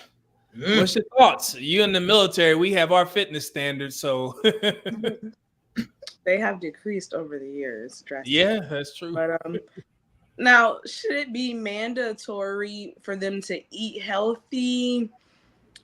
I'm gonna say no, and they don't have to go to the gym. But my thought is, and please do not beat me up when I say this, but I feel like they should maintain, like, how you meet someone. You should work hard to strive. I don't care how you do it, whether you eat healthy, go to the gym, starve yourself, whatever, to maintain what you were when you initially met. Now, I know through years, but like 35 to 44, like your metabolism already started to slow down when you hit 30. Yep. Like by 35-ish, 40 for sure, you kind of like where you're gonna be at for life, and you shouldn't lax or stray too far away from that. Like, I don't think no more than 10 to 15 pounds should be gained outside of like health reasons. You know what I'm saying? And if you have a kid, yeah, take time to, you know, chill for a year and then like get back in there. But like losing yourself completely because you finally, like, because you got the person that you want, I think it's a disservice to whoever you're with, because, you know, they didn't choose to be with this bigger version of you. They wanted to. Yeah, they didn't sign up for that. And not right. That. You know, you get comfortable, you know, once you got the man. I mean, that has been cited multiple times. My thing, you know, tell people you're not trying to look like the 20-year-old supermodel. You're just trying to be the best 35-year-old that you can be, right? And, you know, it starts with weight loss and getting into the gym. It's very tough, especially I think me and MRT talked about this on our stream, where guys have a priority to, you know, having a woman who's in shape. But when they pick a woman when they're younger, they don't find women that have already adopted a gym lifestyle. So they find these women who are, you know, they look like they're in shape because they're young, the metabolism is high, fat lands in the right places, big booty, whatever it is. But then when they marry this woman, she gets pregnant, gains, you know, 40, 50 pounds, and it stays. And now it's 3 years later and she's still, you know, the same size. And he's like, okay, now I want you to go to the gym. That's tough. She ain't never been there. So she don't know what she's doing. So that if it's important to you, and I'm talking to the men, then you need to make sure that you get you a woman that's already in the gym. But your ass need to be in there as well, because maybe tough. So MRT, what's your thoughts? Yeah, I was like itching for this one. I think, like, in the list that I had sent y'all, I put fitness like as a standard, because fitness is a part of self-love. No one else is gonna have to face any type of health, anything other than you. So getting a man because you're in shape is literally just a plus. It shouldn't be the goal to get in shape so you can get a man. You should have already been keeping yourself up your entire life. Because the bottom line is, the older you get, things are going to change, whether you're naturally slim or not. And if you want to keep it tight and sitting upright, then you would need to go to the gym. So, I mean, I have one of my coworkers I've mentioned a couple of times. She's younger than me. She's got 2 identical twins. They're 4, and she still has the baby weight. And she makes certain comments about herself throughout the day. You know, like, you know how people, when they feel some type of way about themselves, they make the comments about it. And I told her, I told her straight up, I said, you should have been lost that weight. You young, you are in your prime. Like, rip that stuff off of you and shine how you want to shine. Because that's what I be doing. I love the way I look. It's only getting better, and it's always look that way, because I care about how I physically look. And I think every woman should, like, not to get a man, but because you love yourself. Getting a man is going to be a plus. It's just a plus. Yeah, it's a byproduct. It will happen. Yeah. It will definitely increase your options. I'm not telling us a guarantee that you will find the man, you know, once you lose weight, but you will increase your options or your dating pool once you get in shape. So, I mean, there's studies out there. And it feels great. Like, it feels so good. Like, I've been getting more into the gym since we've talked last time. And I'm like, the changes. Have you made those videos yet? What's going on? The community I have not, because I want to get a certain level of how I used to. Like, now I'm really getting back into that flow where I don't even take like my breaks in between. I'd be so pumped. I have somebody stop me in the gym and he was like, you're sweating like crazy. He was like, I'm not doing enough. I need to go back over here and do this and that. So right now I'm kind of reconditioning my mind, like push. Okay. And I'm seeing these goals, but they coming. All right. I gotta give you some new outfits. Yeah. What's that Dion quote? If you look good, you feel good, or something like that. Oh, yeah. Good, something like that. If you look good, you feel good. If you feel good, they pay good. No, if you look good, if you feel good, you look good.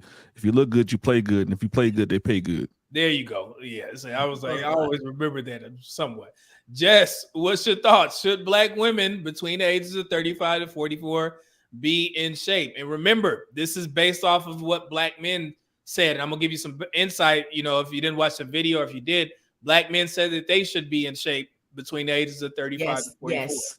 So I would like to say absolutely. Yes. Absolutely. Because sometimes oh, my bad, Jess. Go ahead, Jess. I was like, I'm gonna let you cook. I promise you.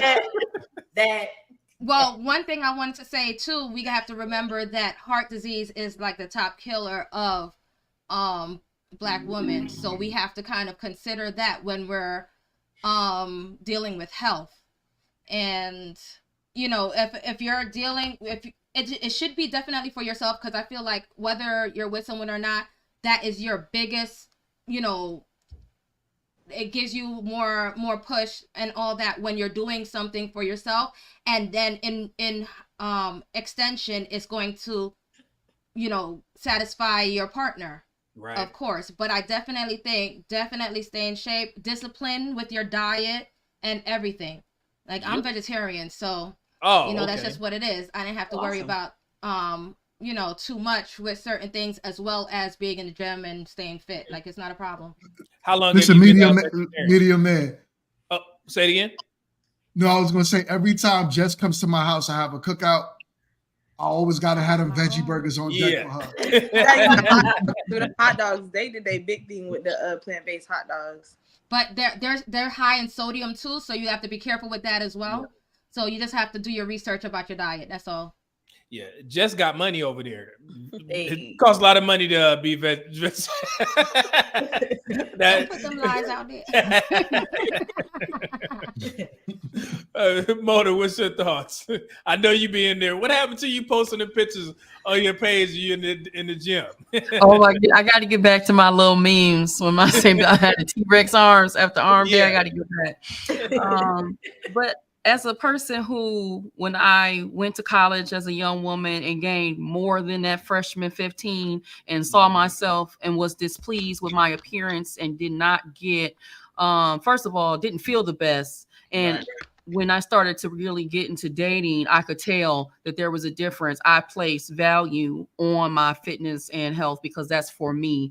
And I always knew that, you know, when I wanted to have children, I wanted to be at the healthiest weight possible. Right. And so now, having had 3 children, that I still prioritize that, even after 14 years, going on 14 years of marriage, my health and my fitness, I don't play about that. I can put a lot of stuff I might play about, but that I'm very serious about.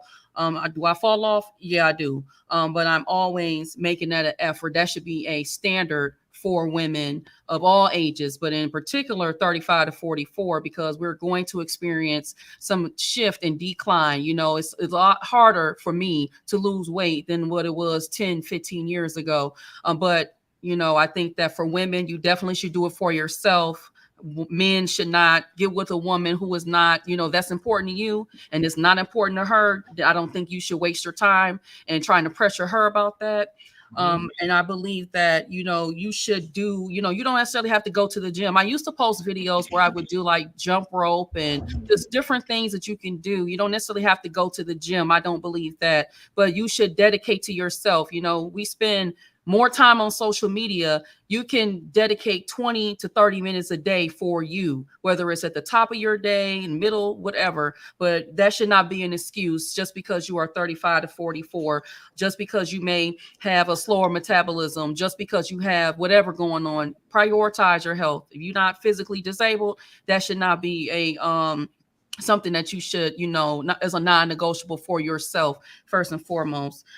So yeah, that should be a part of your lifestyle. So that's all I gotta say about that. Yeah, I agree. Nothing else to say on that. Chill. What up, though? What's up, everybody? All right. I know what you're gonna say. They don't need to be in shape. You good? You want those big backs? Nah, big back.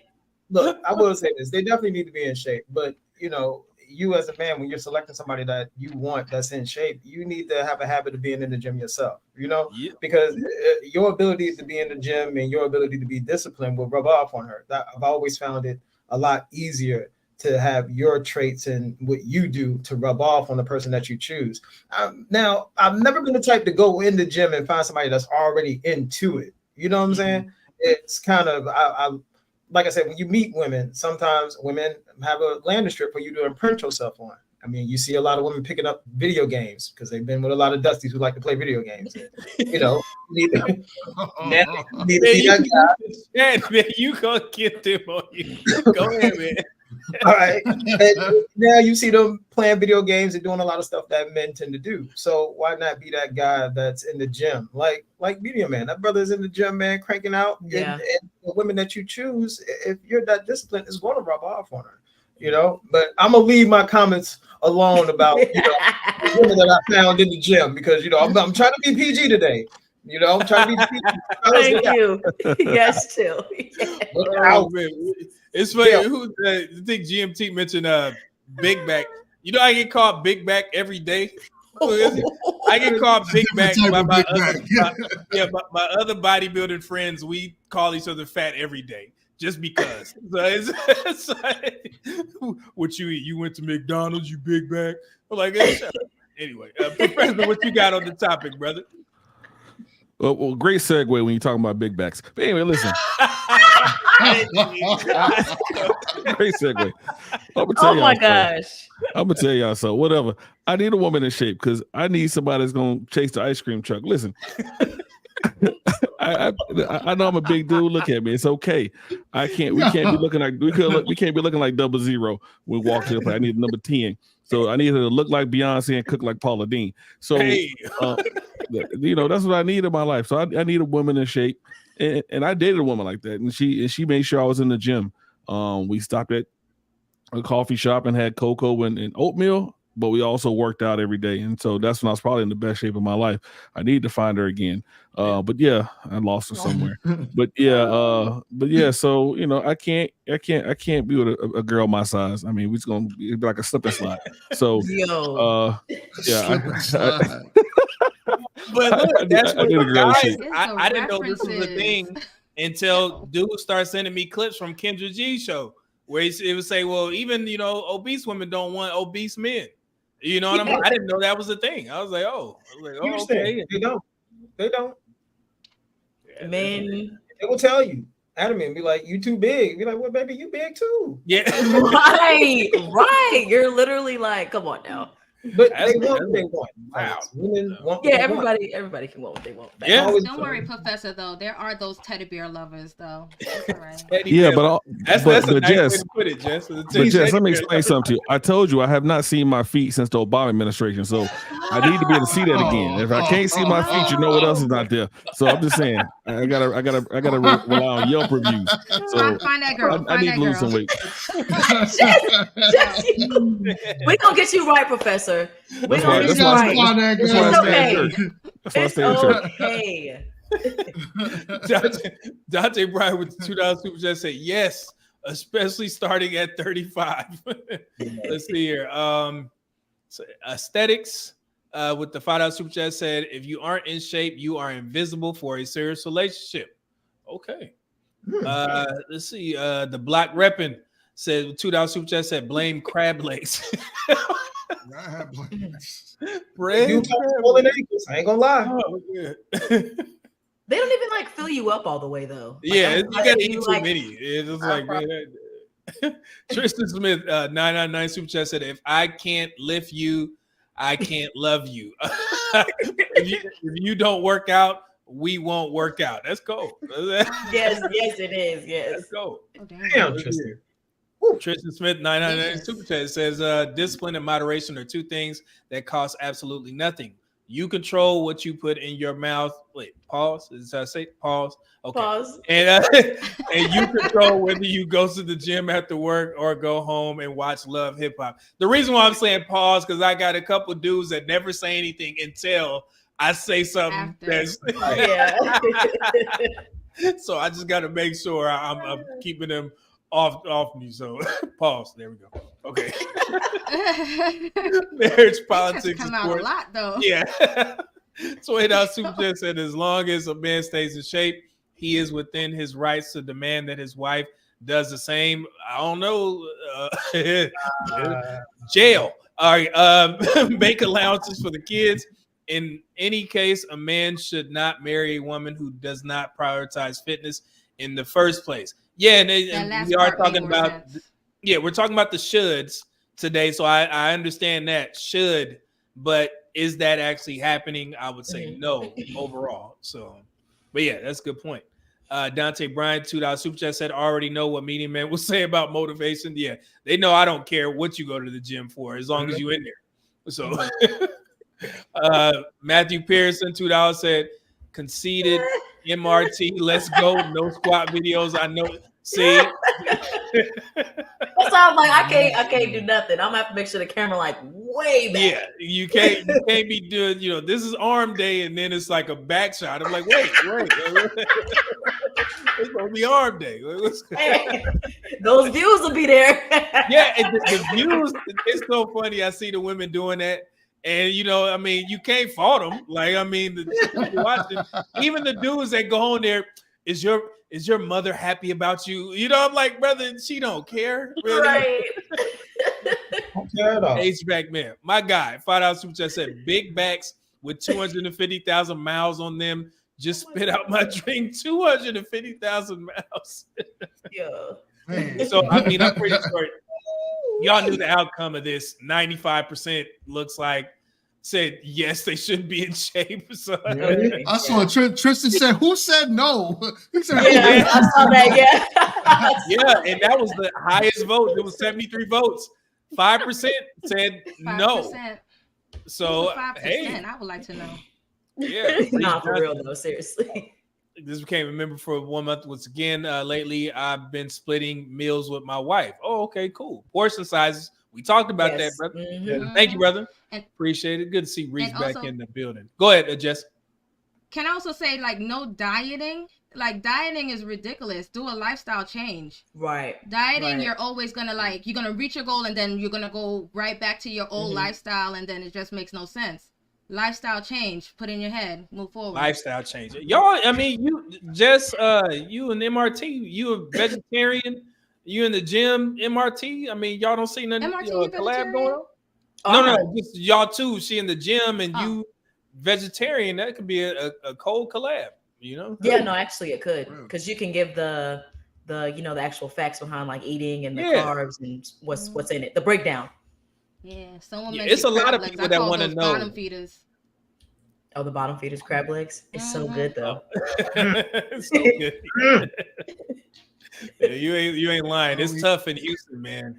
Everywhere you HEB, they already have the bags ready for you. Before you even go to the store, they have like their own little shack where if you wanted to buy like a boil, it's already seasoned and it's ready to go. It's crazy out here, man. They be trying to make you big backs out here.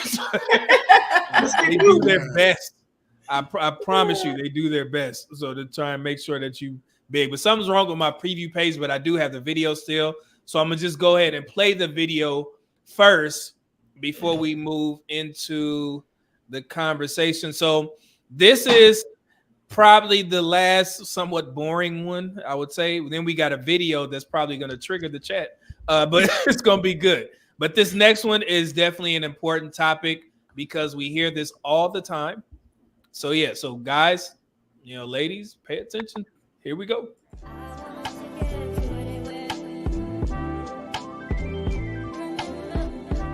Should black men expect black women to have a college degree? In 2022, the college enrollment rate for 18 to 24-year-olds was 61% for Asians, 41% for white, 36% for two or more races, and black, 33% for Hispanic, 27% for Pacific Islander, and 26% for American Indian/Alaska Native. In 2023, the NCES reported the following degrees conferred by race and ethnicity and sex. Associate's degrees, 367,000 for men, 622,000 for women. Bachelor's degrees, 786,000 for men, and 1.1 million for women. Master's degrees, 267,000 for men, 496,000 for women. Doctorate degrees, 72,000 for men and 105,000 for women. In 2021, a higher percentage of African American women, 33%, were enrolled in college compared to white men, 25%. White women, 31%, Hispanic men, 19%, Hispanic women, 24%, and Black men at 23%. Also, by 2021, 28% of African American women aged 25 and older had a bachelor's degree or higher. This was a big increase of 40% from the 20% in 2010. However, Black women still had fewer bachelor's degrees or higher compared to white men, 38%, and white women, 40%. In 2021, 23% of African American men went to college, which was the same percentage as in 2010. Additionally, 22% of Black men had a bachelor's degree or higher in 2021, which was a 48% increase from 2010, when only 16% had such degrees. Fast forwarding to 2022, 26% of Black adults aged 25 and older had a bachelor's degree, which is up from 14% in the year 2000. However, this is still 10% lower than the national average of 32.9%. Black women have made faster progress than Black men in this area, with 28.9% of Black women earning a bachelor's degree in 2022 compared to 22.8% of Black men.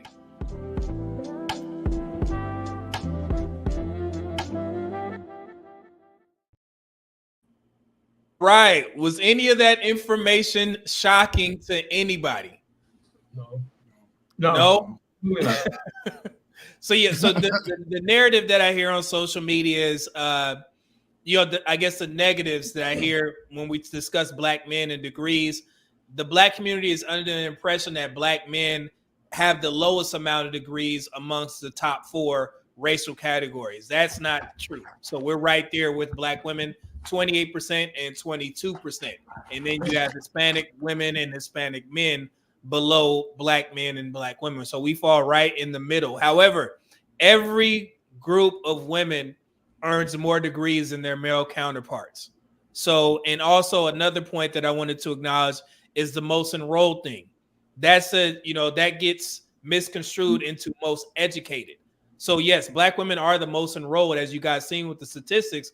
However, if you say most educated based off of the amount of degrees that they hold, then that would go to white men and women. Does that make sense? So I just want to clear that up because I know the conversation is centered around that. So GMT, I'm pretty sure you heard this before, so I'll let you cook. Oh, yeah. As I said, I'm an avid watcher of you, man. So I already know, But should we expect it? I would say it really depends on what you want as a man. My expectations, like I said, for me, it wasn't important that my wife had a degree. Mm-hmm. The reason why was because I knew, where I wanted to go in life. So I knew I was looking for different life skills from my wife. But I will say it could be profitable for the family, right? Especially if your wife has a degree in something that could be beneficial to the family. So she don't got like a basket weaving degree or some type of social, whatever type of degree that has nothing to do with helping you in any type of way or the bottom line for the family. And then she's probably not going to want to even be in that career within the next 5 years. So that's where I'm like, okay, how is your degree going to help me? And I think that's something that men should look at. What would her having that degree do for you? And the family had children and all of that become involved. Yeah, it's useful. The degree is useful to the family. So yeah, I definitely agree. I put the poll up there, so we'll see what the guys have to say. But MRT, what's your thoughts on that? Should Black women have a degree? And you can probably add more context to it. I know I was rather vanilla on the question, but yeah, you can add context as to why they should or shouldn't have a degree between the ages of 35 to 44 based off of the information. If we know that 28% of Black women over the age of 25 hold degrees, a bachelor's degree or higher, then I mean that's a small amount compared to the majority. So yeah, so this is definitely up to you. I would say it really depends on what you want to do, because I personally think that college is necessary if you want to be like a doctor, a teacher, or a scientist. I think stuff like that, where like you have you literally need a degree to excel. I think those things are more beneficial when it comes to like a degree, but anything else, I wouldn't really say is relevant just because of how is it advantageous as far as like how much you can get how you can get information these days. It's almost in so many different areas. You don't really need to go to school to be educated. You can be self-educated and kind of move forward in that realm. So it just depends on what it is you want to major in. So it's kind of like what GMT said, like how relevant is it going to be to the family? But if it's not outside those things I named, as far as like doctor or teacher or whatever, something of that sort, I don't really think it's necessary regardless. Or a lawyer or something like that. Like you can't get around it, you know? Yeah, I agree. Jess? Yeah, so I know a lot of people start off with the toxic view first, but I look at when you get together with someone that you're now a unit. So I feel that whatever you do should be reflected on each other, on that family and everything. So just like how MRT said, especially if it's someone that goes after certain degrees, then fine, if that's that person, because remember, women are not a monolith. So there are going to be some women who that's their thing and some who are not. If you're not into that, don't get with her.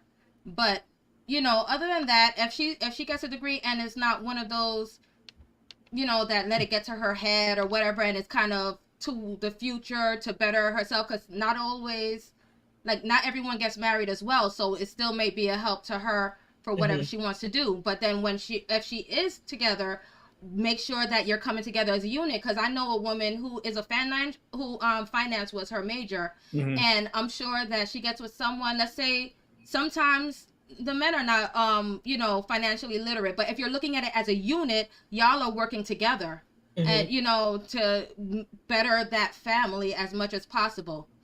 So however she can contribute. So if that's that, you know, that's, do you think that level of utility is in a Black woman's head when she's going to college? Like, is she thinking about that? Should I get a degree in a career that would be useful to my future husband? Is that a thought process, do you believe? I mean, if you're marriage minded, that should be. But I mean, I like looking at generally what we see around us, I doubt that. A lot of black women especially, they're kind of taught to be about independence more than actually looking for you know, how would this aid in a future with your partner, with your person. Yeah, and while we're here, I'm gonna sneak this conversation or this super chat in here for MRT and Jess, since y'all were the first ladies to go, and I'll let Mona, you can join in and ask as well. Dante Bryant, our super chat, said, "Nope, that's taken away from your fertile years." And I think I read somewhere that 40% of y'all come out with someone else's child, and I'm not dealing with it. And yeah, that's actually true. You learned that here. So it was on American Association of University Women's. They cited that 40% of Black women who are attending college have a child. So, and that affects them as well. So did any of the ladies want to respond to that? It's taken away from your fertile years if you go to college. But aren't we focusing on 35 to 44? So odds are by that time you have that degree already, if I'm not mistaken. So I mean, yes, he's probably talking about when they're younger, and when you're younger, of course, that's the whole point. If you're marriage minded, you have to make sure that it's not taking over or consuming and taking away from your family. Mona? So I can say when I met my husband, I was still in college. I hadn't even finished yet. And I actually pursued my master's degree, and we were married at that time. And I actually took some time away because it was becoming a little bit too much for me. And I do want to say too, that when I'm thinking about a lot of the conversations that Kevin would have with these women about, you know, well, how much would you like to contribute to the household? And when the question that was just posed about, do women think about what that's going to look like? And I think that if you are going to go to school and you are intentional about that, you should be thinking about what that's going to look like for you, because are you going to school to waste your time and money when you don't really want to pursue your career and provide and contribute to the household? Or would you rather go the alternate route, which is I'll just pick up a trade or I'll do something else where I can take care of myself and gain some skills along the way. And then I can either go to school or, whatever it is that my husband and I decide. I think that, that could be the conversation. And that is how women, in my opinion, should be thinking, especially if they want to have a family. But we know the reality is that we do not think like that. I do think that if you are going to go to school, it should be for something that is lucrative. It should not be for what we like to call it for basketball. What you want to do. And we're going to, acquire all of this debt, and we have nothing tangible to show for besides us having to pick up 2 or 3 extra jobs just to pay off the said debt, and we have nothing to show for it. And again, expecting that if you're going to get with a man that's marriage minded, he has to pick up the slack in regard to that, and you still don't want to go and do anything. So I think that you really do think you got to think long term, and we typically don't think that. But to also go back, I don't necessarily believe that you have to it's a hard and fast rule. You have had to go. I am pro women going to college, but I'm also for women having something under their belt where they can take care of themselves. They can go to school, get a trade, whatever it is that they want to do related to their interests. But can you take care of yourself and your family with whatever you're doing, if that is the plan moving forward? Right. Absolutely agree with that. Ash? No, I don't think that it should be mandatory. Because there are a lot of women business owners out there. So if you're a business owner, you make your own money, you don't work for no one, there's no point in having no degree or certification or like that. But if you are like a career driven woman, then I do believe that you should have like the top degree, top certification within your field. Because if not, then you're not really maximizing your full potential. So it's like it depends on what the woman is doing. And then also her plans, like when she gets married. Well, no, 35 to 44. If you're not married and you don't have you should have like the maximum level in your career field, unless what you do for a living doesn't require a piece of paper. Right. And I agree, but I will say this, Ash, one of the biggest issues I think that we have in the Black community is that our women still haven't figured out how to do both at the same time. You want to, get a degree and also be a wife. Other races of women, they get married at younger ages than our women. So they're kind of able to do both. So I think the mindset of a lot of our women is that I'm going to go to college first. And that could either be 6 years or 8 years, depending on whatever you're trying to go for. And then once you get out of college, you want to cultivate your career. You get into the career for another 3 to 5 years. And then once you get settled, now it's like, now I want to get married and be a housewife. And I don't want to work in this career that I spent 8 to 10 years in school for. And I think that's one of the biggest issues that a lot of men are, complaining about. Like, man, how you going to do all this work and then you just going to throw it away? Now you got college debt, so on and so forth. And then a high likelihood that you may have a child. So yes, it's a lot that goes on to. I'm pro degree all the way, but I do see the issues that come with it in regards to the debt. And I discussed this in the most recent video that it's good to have a degree, but if you have plans on being a wife, you may be taking out some valuable years, off the market. So that point, I agree with Dante Bryan. I also agree with you, Ash, as well. So yeah, this is good. Chill. Oh man. Yeah. All right. Okay. So look, check this out, man. I'm just gonna be honest. When it comes to college degrees, I don't knock it. I really don't. And with the age bracket that we set, what is it? 35 to what? 44. 35 to 44. I'm sizing you up. If you tell me you got 2 master's degrees and all that stuff, yeah, baby, how much debt you got? Man. Dollars make sense. And if you got a whole heap of debt, ladies, I'm gonna be honest. If I meet you and you got master's degrees and you up on a whole lot of debt, it ain't no marriage. It's just gonna be a lot of short-term gratification. That's That's a great way to put it. Short-term gratification. Notifications, yeah. That's a great, yeah. Professor, my bad. My bad, brother. I was supposed to go to you first. I got you next time. It's on you. Oh no, I mean, I know some people call it single serve relationships. Yep, that would be me. No, but no, I appreciate degrees. My ex had a master's, the one before her had a doctorate. But you're right, they do. Some of them do come with the debt, and it doesn't matter the level of education you have if your education is not in a field that's going to produce enough income for you to survive. But in addition to that, like I agree with what GMT said, what does your education, what does your level of degree bring to the table for me?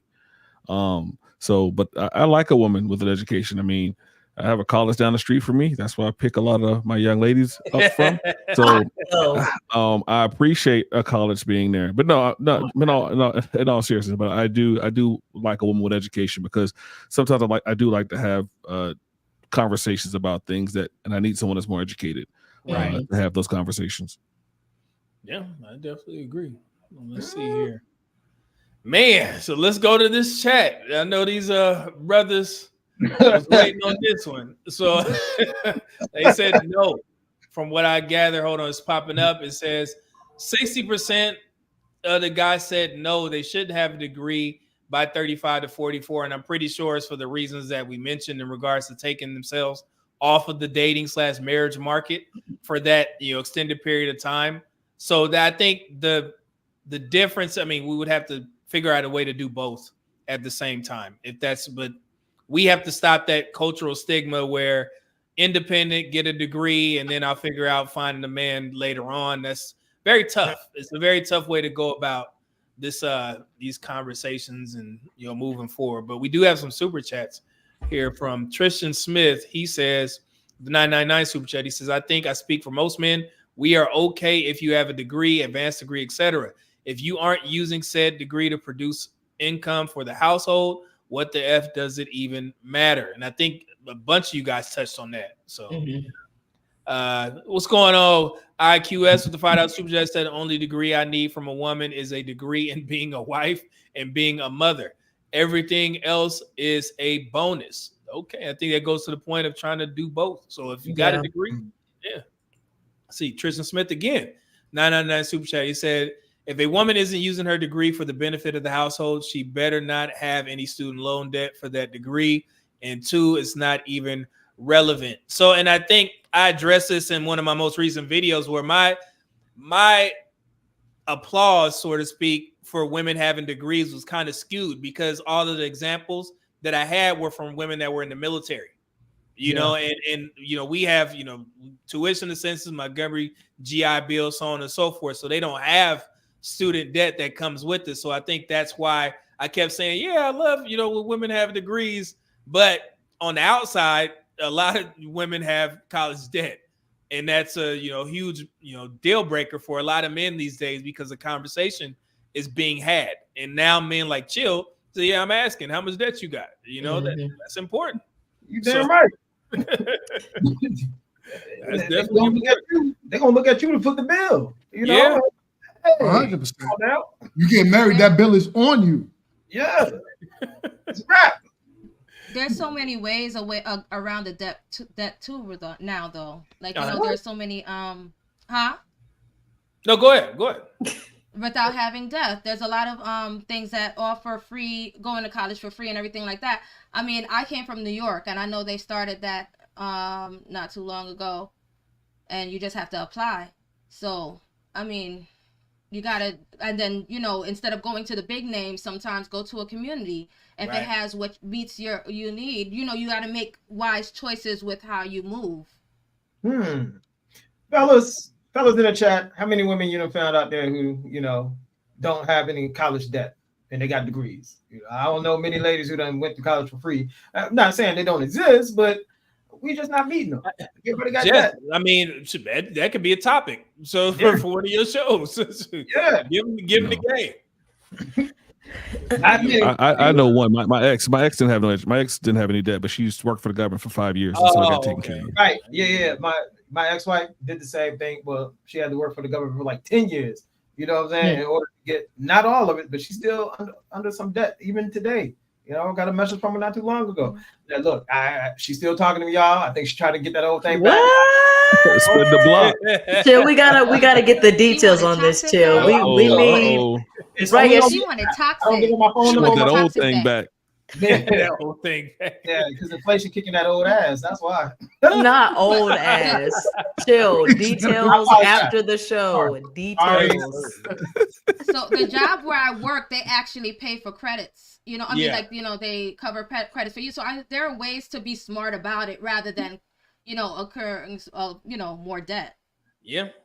And then I've heard that no job, you can actually negotiate that as well. Some jobs will pay for a full degree plan if you stay there long enough. So yeah, it's ways out there. D320 KG with the 199 super chat. Pew Research 2015 married degree women last longer. Yeah, and that was actually updated in 2022. Yeah, it's actually true. Women with degrees, their marriages last longer because it has a lot to do with earnings as well. So you earn more money when you marry, put them together. It is what it is. But yeah, that's actually true. So, all right. So like I said, we're going to get it. This one is going to be good. All right. Because of the fact. Go ahead. Media man. I think Ash is backstage. Oh, my bad. Let me see. Let's see here. Oh, can y'all see me now? Let me see. Is she? Okay, you good. Okay. Can you wait? Everything good? She got to unmute. Yeah. It had froze, so I left and came back. Oh, okay. My bad. Thank you, GMT. I appreciate it, brother. No problem. All right. I'm glad you're here. We need everybody for this one. So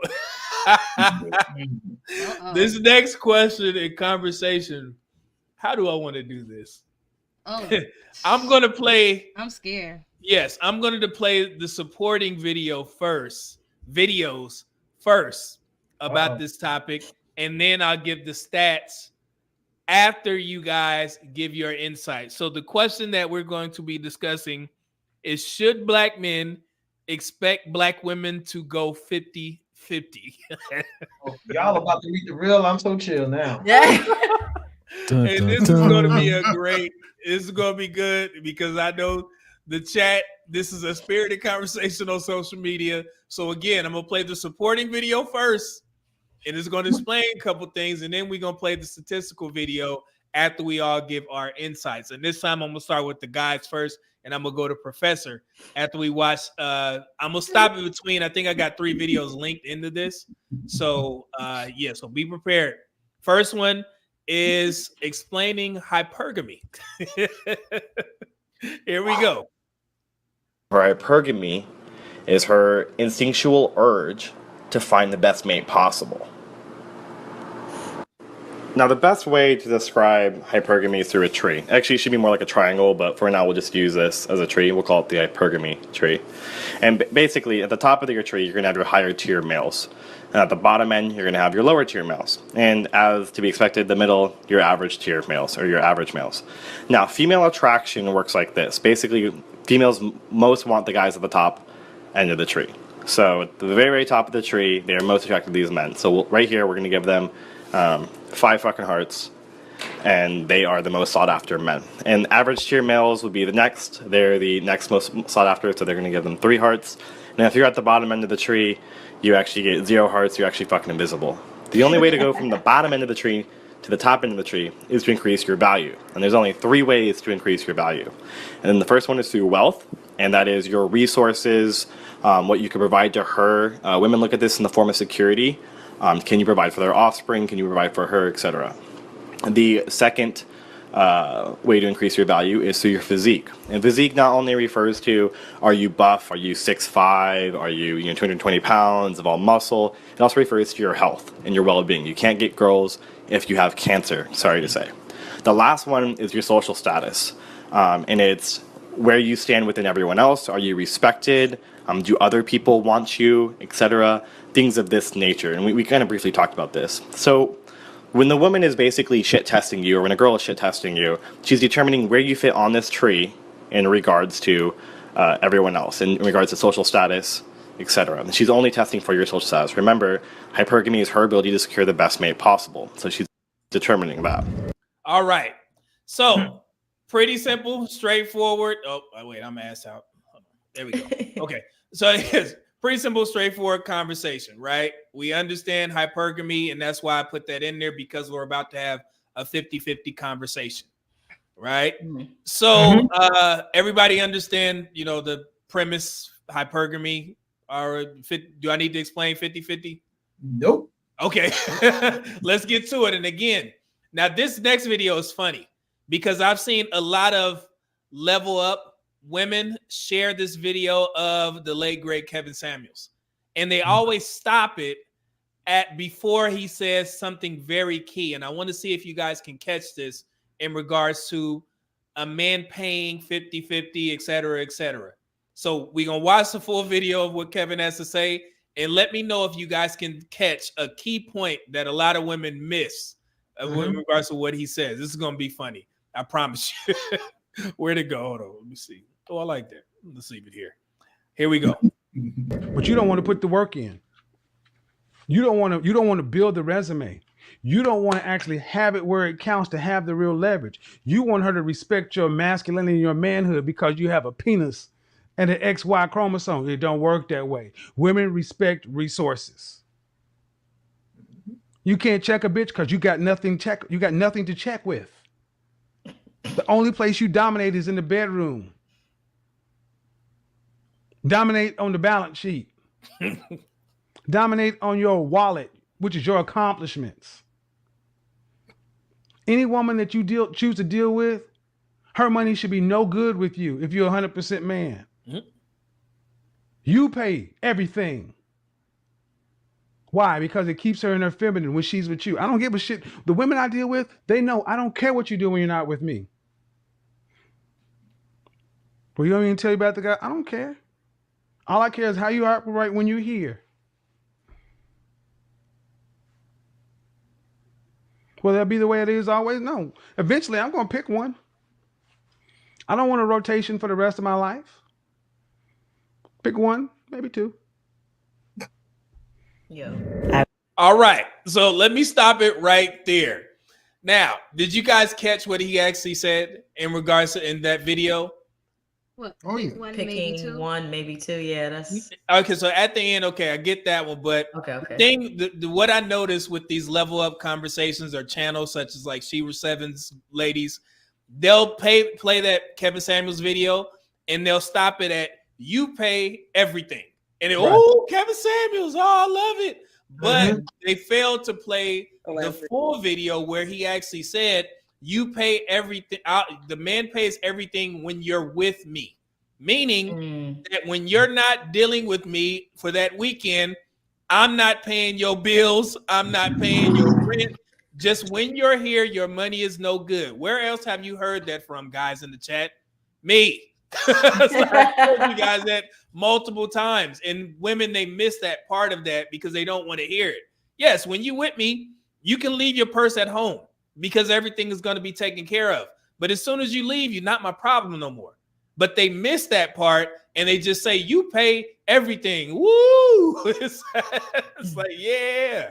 But we're going to stop right there before we get to that crazy ladies post. But Professor, and I will get you GMT. I owe Professor one, my bad, brother. Yeah, man. Professor, what's your thoughts? Chill's going to hate me on this one. So I'm gonna go ahead and get the dustpan ready for myself. But no, I don't believe in 50-50. I do believe in percentages. If I make 100, she makes 50, there's no reason we should be 50-50. There should be a percentage based of how much we're paying. And it all basically always depends on who your situation. But I've never had issues with women in regards to dating. I've always taken care of everything for dates, things of that sort. But a woman has also spent money on me with sometimes it's trips, sometimes it's this, that, and other. But in a marriage, I believe this is only a conversation in this community, other races of people don't necessarily have this conversation because Right. Maria's selling flowers and Jose's building houses. Right. So it's only a conversation in our community. And the only way that this is going to first of all, it needs to go away, because what happens is when those two incomes together, now we can build. And as we're building, we can save money a piece and apart, and then go start investing in other things. And then at some point, we can sit you down, right? So then you're not working. But women have worked for years. The oldest profession of all time, we all know what that is a 304. So I'm all about percentages of what you make, not necessarily 50-50, but percentages. And I actually got that from talking to a couple millionaire people who that's how their household runs. They make multiple six figures and their wife still works and contributes to the household. It's good points. GMT? I'm in alliance with Professor, right? The way I look at it is like, I have to look at my lifestyle to begin with. And the way I started, this is just me being transparent. The way I started was my wife and I had to work, right? She worked, I worked. Mm-hmm. It wasn't until I continued to build myself up. Now, my wife is a stay-at-home wife, right? But we only have those dynamics because we have a child. Mm-hmm. But with that being said, it's because I didn't want the world to raise my child with their values. I wanted that to happen for us. So I put myself in a position to where I could make her a stay-at-home wife. So our child could be raised with the values that we have. But in today's market, realistically, women have to put a percentage in. Now, I do believe Kevin Samuels was talking about dating. Mm-hmm. In dating, if you're dating, when you're with me, I'll pay the bill. I'm good. We go out on dates and I'll take care of, everything. And when you're not with me, don't ask me for nothing. Yeah. Mm-hmm. Good. You know what I'm saying? Figure it out, because you should be bringing in your own. But whenever you're with me, but when you're courting a woman for marriage, and you know that you're taking it serious, y'all taking it to the next level, got to build yourself up as a man. That's what I truly believe. Right. Yeah. And like I said, they always cut that part off. I found it hilarious. I found 3 videos from those pages and they had the same thing. But chill, I know you wait, brother. Go ahead. You got it. Wait.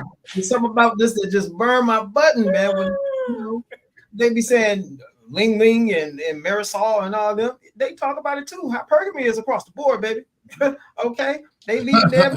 Leaving them 50-50 dudes just like our sister leaving the 50-50 dudes over here. So let's not get it twisted. Okay? Hypergamy is across the board. Hell, ask some of the Passport brothers. They found it out too. They went over there. Boy, they're getting lit up. That 50-50 so glad they are. So glad. Eddie. All right, but look, listen. I get it. Fellas who are with the 50-50, let me tell you something. Society is going to make y'all great again. All right. Inflation is going to make y'all great again by default anyway. So pretty soon, a lot of people are going to go to that 50-50 thing because they can't survive without it. Now, do I agree with it? Fellas, I've always been a proponent, and you have to have the leverage. When you have the leverage, you can make the rules, And usually when the 50-50 thing happens, I get it. It does help. It does alleviate the pressure from both parties. But she, as a woman, she's going to look at you and be like, well, my 50 is greater, even when it's not. Listen, fellas, you need to understand something. Until that time does come to where women say, you know what, I can't do nothing but the 50-50, you better make sure you got the leverage. All right, I'm going to land my plane right there. You've been warned. That's it? That's it, chill? Right. I was waiting for the Cajun seasoning. I'm trying to be cool, man. I got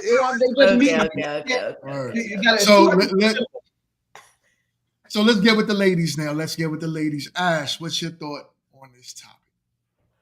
Well, in dating, no, I don't think it should be 50-50 at all in dating, because that's when the man is trying to court the woman. He's trying to impress her. He's trying to let her know, hey, I got you. I can provide for you. I'm a man. I can do what it takes. We're doing 50-50. It lets me know that you can't. You don't got me. You can't do what it takes. So, like, why would I why would I want to be with that person who doesn't have what it takes, right? Mm-hmm. Like, you're already proving it to me, you know? When it comes to marriage, a household, such a sticky conversation. No, I don't think the household should be 50-50 either. And that's just my opinion. I know everybody thinks different. And even with the way the economy is, yes, I believe a woman should contribute financially in some way, right? You know, if that's what the like the partnership agrees on, the marriage, that's like the grounds of the marriage, right? I never aspired to, like, I don't want to say work hard, but like match my future husband financially, right? I have a more, I don't want to, like, more of a traditional mindset when it comes to the roles of the man and the woman.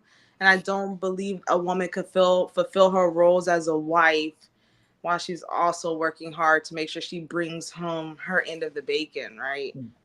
So no, I don't think it should be 50-50 in dating or in marriage.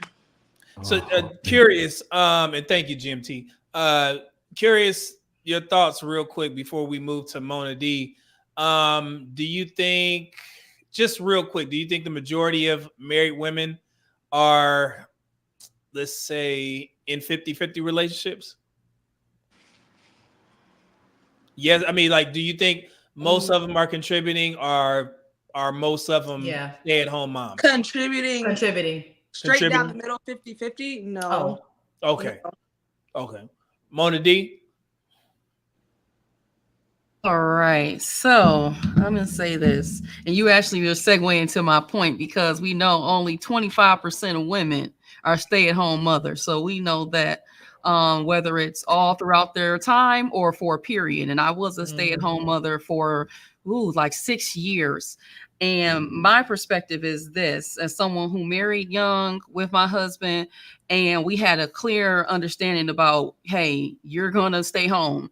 And you know, I didn't have to quote unquote pay during that time. But even when we were dating, yes, my husband paid for the majority of things. But did I come out of pocket?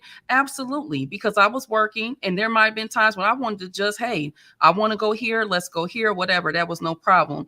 I don't have anything against men who can afford 100%. I think that's fine. The same way I don't have any problem for women who saying, hey, I only want to be in a provider only relationship. But for me personally, I don't think I have any problem with 50-50. And I actually believe in 100-100, because in my perspective, when you have both parties working and contributing to the household, that's actually better for everybody, both physically and mentally. My husband and I, we're almost down the middle when it comes to the rearing of our children, household chores, and all of that. I like that. That works for me.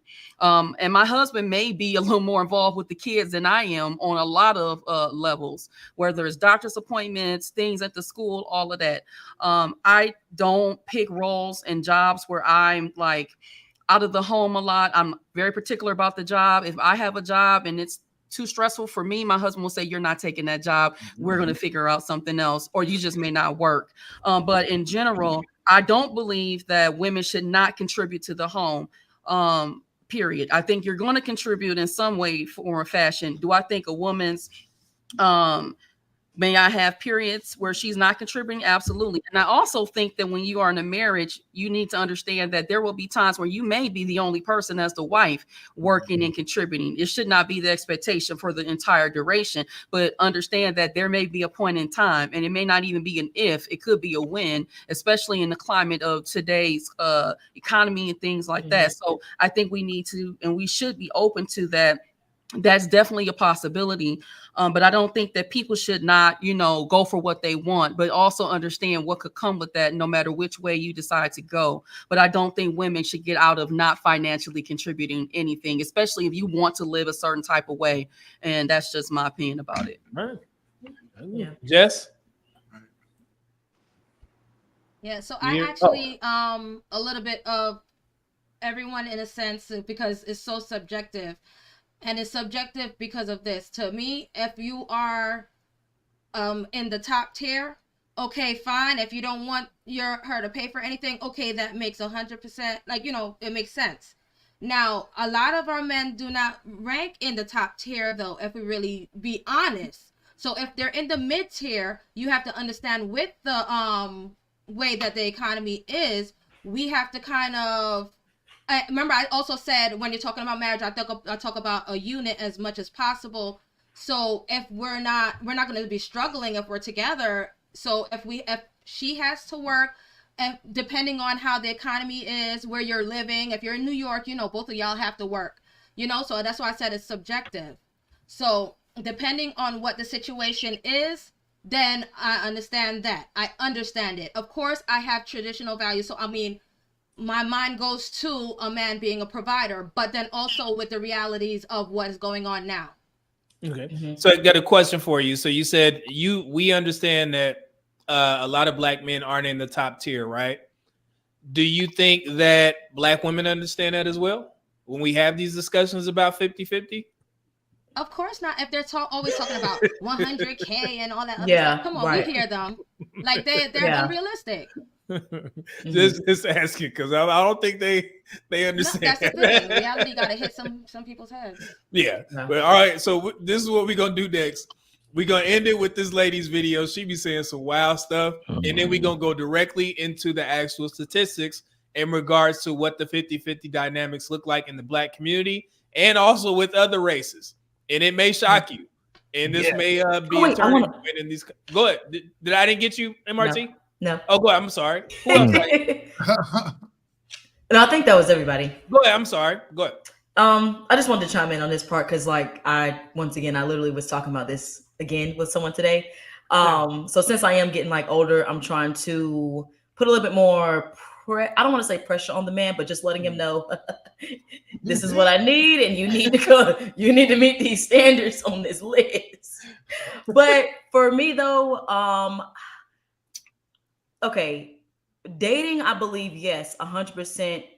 Okay, I'm not gonna say it. Let me take that back. I believe dating, you should be paying for a majority of everything.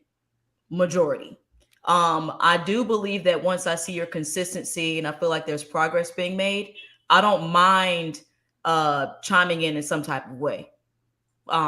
It could be parking, it could be a movie, it could be whatever it is we're gonna do. And that's kind of like how I like to handle it along the way. And I would expect that the same way in my marriage. You are primarily taking care of everything. And if there's any gaps of where you could possibly fall short, I'm 100% right there. What is it called in football? Is it your quarterback? Whoever is supposed to catch the ball when you throw them out there. Whoever makes the touchdown and makes the team win, that's who I am. So I'm there to support in that type of way. But I do believe majority of everything should be taken care of. I shouldn't have to worry about if your card gonna decline. Okay. So when you say in a relationship they should be taking care of the majority of everything, are you talking about dates? Are you talking about bills? No, dates. Okay. No. We gotta The make dates. that clear nowadays. Right. Yeah, I know the chat. They be like, "Well, I'm paying your bills." Yeah, I don't know if it's a good or bad thing about me, but I personally don't. I've never been the one to look for someone to pay my bills and to give me this, or look for someone to ask for all this money. No, I do pretty well. Like, I'm okay. I don't need all that stuff to be happy or to have a good time. Like, I'm not. Yeah, nah. All right, just make it clear. So, all right, so like I said, we're gonna go to this lady's video, and it's a great segue into the statistics. So this is what she thinks, I guess, about the black community in 50-50, and then we'll go to the statistics. So here we go. I would like to present to you a verbal flowchart, if you will. If we agree on one part of the argument, we can then move on to the next part of the argument. First part, I think it would be hard pressed to find two people who are exactly evenly yoked when it comes to, how much they make, or their finances, or what they're worth, or their educational background, or their status in life, right? Probably would be hard to find two people who are exactly evenly yoked. We can agree on that. Moving on. So if they're not exactly evenly yoked, somebody is going to be dating up, and then the other party will be dating down. Because again, they're not equal. Can we agree on that? Moving on. So since historically women have been the ones who dated up. And if either one of these parties, male or female, are going to be dating up, I mean, come on, let's just be real. It should be the woman, right? Can we agree on that? That's probably going to get a lot of y'all, but I'm just going by history. It is what it is. So moving on, if we can agree that I would rather it be the woman dating up than the man, that means the man has to conversely date down. Like, and here I go with the black. I don't give a dang. I said what I said. When I mentioned black people, I don't shy away from that. Black people seem to be the only community where it's like looked down upon for a woman to want to date up. That's weird. I don't really care what y'all say. I'm going with the rest of the world. I'm a woman. I'm dating up. Men are conversely going to be dating down. What y'all think about that? All right. So she's under the impression that black men are opposed to black women dating down and no other races are having this discussion, right?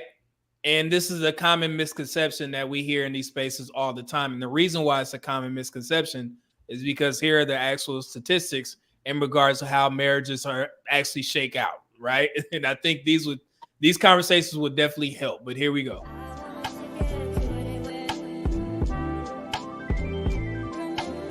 Should black men expect black women to go 50-50? An article written by the magazine Word in Black indicates that black women are more likely to be breadwinners, and they also say that's not a bad thing. Access to higher education has helped married black women become breadwinners. Experts say it can help uplift the black family. What that actually means and what that study is based off of is a Pew Research article that was published in 2023.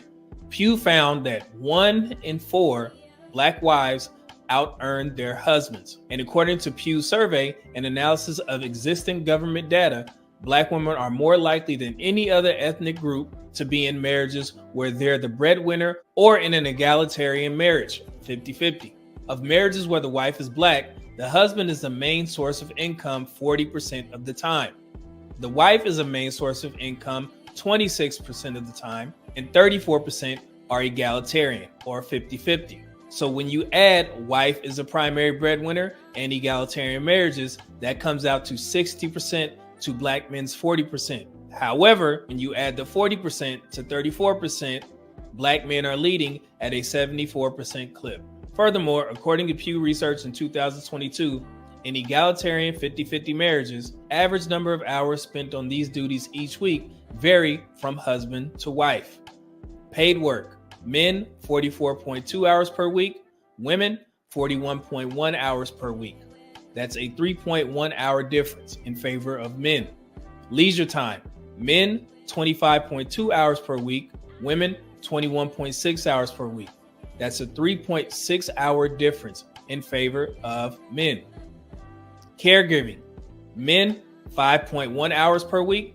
Women, 6.9 hours per week. That's a 1.8 hour difference in favor of women. Housework. Men, 1.9 hours per week. Women, 4.6 hours per week. That's a 2.7 hour difference in favor of women. To further break down egalitarian marriages, wives and husbands tend to earn about $60,000 each. Here are the median annual earnings of wives and husbands across marriage types in 2022, according to the Pew Research Center. In all marriages, the wife tends to make $35,000 as opposed to the husband's $65,000. When the wife is the sole provider, she earns $45,000. When the wife is the primary provider, she earns $88,000 as opposed to the man, $35,000. In egalitarian marriages, the wife earns $60,000. The husband, $62,000. When the husband is the primary provider, the wife earns $30,000. The husband, $96,000. When the husband is the sole provider, he earns $70,000. And those numbers coincide with the greater share of dads that are stay-at-home parents today than 30 years ago. In 1989, 4% of fathers were stay-at-home dads. All parents, 17%. Mothers, 28%.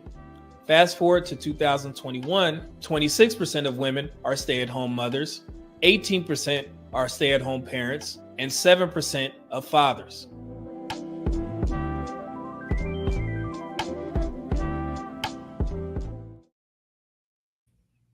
All right. Did y'all learn anything? Like I said, I'm an avid watcher. Hey, Yeah. so if we look at the statistics, when in black marriages between black men and black women, black men are the sole or primary breadwinner 40% of the time. So that would, lead to the point that yes, black men are still out earning. And also another point, when it is an egalitarian relationship, the man still earns $2,000 more than the woman. So it's rather common amongst all races. So that was the whole point of trying to get. So I know, yes, the ideal goal, like GMT said, yeah, my wife is a stay-at-home, wife now. You work towards that, but we're talking about 35 to 44. And that's where the point of contention comes in, because these women are already settled. They're established, right? They should have their careers and everything. But then when you try and get married to a man in that same age group, let's say, and then you tell him, now I want to stay at home. It's tough, right? Yes. So that's the biggest issue with these, conversations. It's like, yeah, I've been working all this time, but now I've heard women say this. I want a man to retire me right now. Yeah. So they all of a sudden get traditional, right? Yeah. It's like, now it's not realistic. Yeah, you're not a virgin. You come with kids. Like, you're not traditional. What are we doing here? And then 1 of 4 y'all gonna get married. It's 1.5 million more of y'all. So listen, if you don't want this, sit at home with your cat or your dog or your 3 kids, and I'll keep it pushing. Find somebody else. And I leave it open. And real quick, another point. When you Google this, I know Jess, you like to Google. When you Google let's say black women earn more. All these articles come out and they'll say black women are doing so much better and they're more likely to be breadwinners. But then when you read it, it's 1 out of 4. And, it's like, well, because that's misleading to a lot of women. They'll see the title and they'll say, oh yeah, we're doing better than black men. We're the breadwinners. But then when you read the article, it's still 3 out of 4 black men out earning black women in marriages. So that's where the cleanup has to be, right? So Chill, you got it. I was going to say, a lot of these articles that they put out, they do it on purpose. It's extremely misleading because they do know that, and not just our women, but women in general, they react based on feelings. And reading that title, oh, we are dominating. Oh, we're in lead. Ooh, all those endorphins just flooding. And it's only until you read the actual article that you see, nah, baby, you ain't leading nothing. Especially Wait, real quick, Mona has to get up out of here, guys. We can continue the conversation, but I want to give her the floor so she can do her shout out. I greatly appreciate your presence. Please do whatever you want with these clips. You know what I'm saying? Do what you need to do. I appreciate all your contributions to my page are greatly appreciated. I'm going to give you the floor. Here you go. All right. Well, thank you guys for having me today. I enjoyed the conversation. Some of you all may know me as being a mod for Medium Man, but I also have my own channel, which is my name here on the screen at Mona D here on YouTube. So you guys can check me out over there. I talk a lot about trending topics as they pertain to marriage, family, relationships, and all other types of things that's going on in the world. I give my perspective, breakdown. I also give some solutions over there, in particular when it comes to women, especially Black women. All right. So if you are interested in those type of topics, want to learn more, check me out over on YouTube at my channel here. I would love to have you. See you in the comments section. And I thank you guys for tuning in, and enjoy the rest of the show, guys. Thank you, Mona. Appreciate it. Yeah. You're welcome. Have a good Have night. a good night. Thank you. Peace, y'all. Peace, Mona. Peace and pan fried chicken. Pan fried chicken.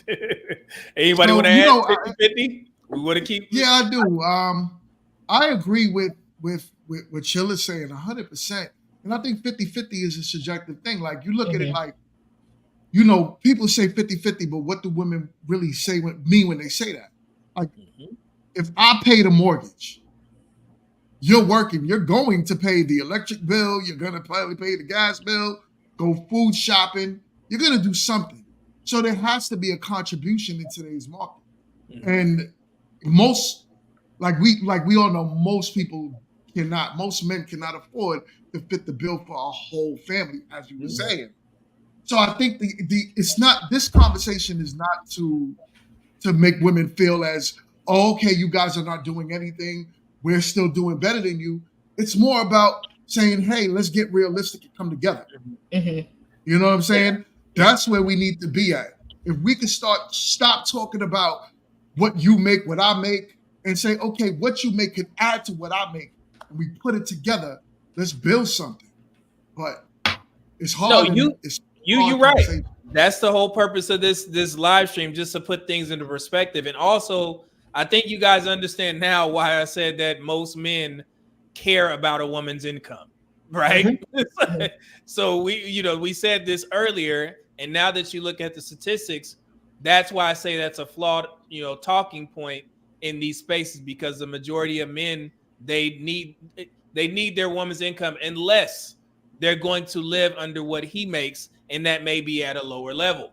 But most people, I mean, hey, would you rather? And that's a good question that maybe I'm not equipped to ask. You probably need a panel of women a large amount of women. So the ladies, you may want to take this. If a woman would rather live under a man's salary, let's say, like on the statistics, it said when the man is the sole breadwinner, sole provider, he makes $70,000 a year. So would women rather live under $70,000 and be a stay-at-home mom, or would she rather work and increase the income in the household and live let's say a better lifestyle? What y'all think about that, ladies? Jess? And that's why I said it's subjective. That's why I said it's subjective, because yes, most women may want to stay home, but then also if they have children, they may want to stay home. That, of course. Mm-hmm. But there are some who like to stay active, do a little thing, and if the children are grown and everything, they may want to occupy their time doing something, but making sure that it's something that contributes to the family. There are women like that. So, MRT? Can you run back the question again? Do you think women would rather live under a $70,000 household as opposed to combining incomes and living under, let's say, $120,000 household when she works? That'll be a better life. I don't think I'm understanding it correctly. So if I'm trying to frame this the best way possible. So she would have to be in a 50-50 marriage where she works, but the household would have more money. You would have $120,000 between both of you guys. But she could be a stay-at-home wife and live under $70,000 of what he makes, and she doesn't have to work. So what's more appealing to women if you had to guess majority or minority? I mean, I think the majority would probably, just because they won't have to do much, they would probably pick to where like they're a stay-at-home mom, just so they don't have to. Yeah, just so they don't have to contribute as much. I mean, because even me, like when you put it that way, it does make more sense. Like if you guys want to have more just opportunity to do different things within your marriage, for you to combine your incomes, and it's a 50-50 thing. Mm-hmm. But I think majority of people would be like, no, I don't want to work at all. Okay. Regardless what's left, I don't want to work. Ash, what you think? I would hope that majority of people wouldn't want to live with the $70,000 a year income. It just sounds exhausting, like a struggle almost, because we supporting a whole family. But I also think we like really gotta think about this 50-50 thing that we keep, because when you're 50-50, in my mind it's like a roommate situation. I'm paying, if the mortgage is $2,000, I gotta pay $1,000, you gotta pay $1,000, electric bill $60, so I gotta give you $30. Like that's 50-50 to me, and I also don't think anybody in a marriage wants to live like that either. Okay. Jill, I see you waiting, brother. What you All right. So when it comes to this situation, oh boy, buckle up y'all seatbelt, y'all. Listen, I was just gonna keep it real, man. I don't, ladies, I respect y'all, but 70,000 to y'all, and you staying at home sounds like struggling. You know, in your mind, that's what it's going to be. And I already know what ladies are going to say. They're going to say, I'd rather work. I'm going to work to help you. But fellas, keep in mind, you know, a lot of women work to earn money. So that could be her veto power. Her veto power is her to circumvent the rules that you make. And once she have enough, or once she find a suitable guy, Katie bar the door. It's off to the races. That 70,000 ain't, you know what I'm saying? Fellas, you know how it is. We know. We know. Yeah. So, yeah, I don't see too many women saying, "Yeah, I'll do the stay-at-home thing for 70,000." What state you living in? Arkansas? 70,000 ain't even doing much over there. Right. And then you're talking about kids. Kids now cost roughly from birth all the way to 18 years old, $300,000. Yeah, so that hypergamy definitely done kicked in by then, and that back door is open. Not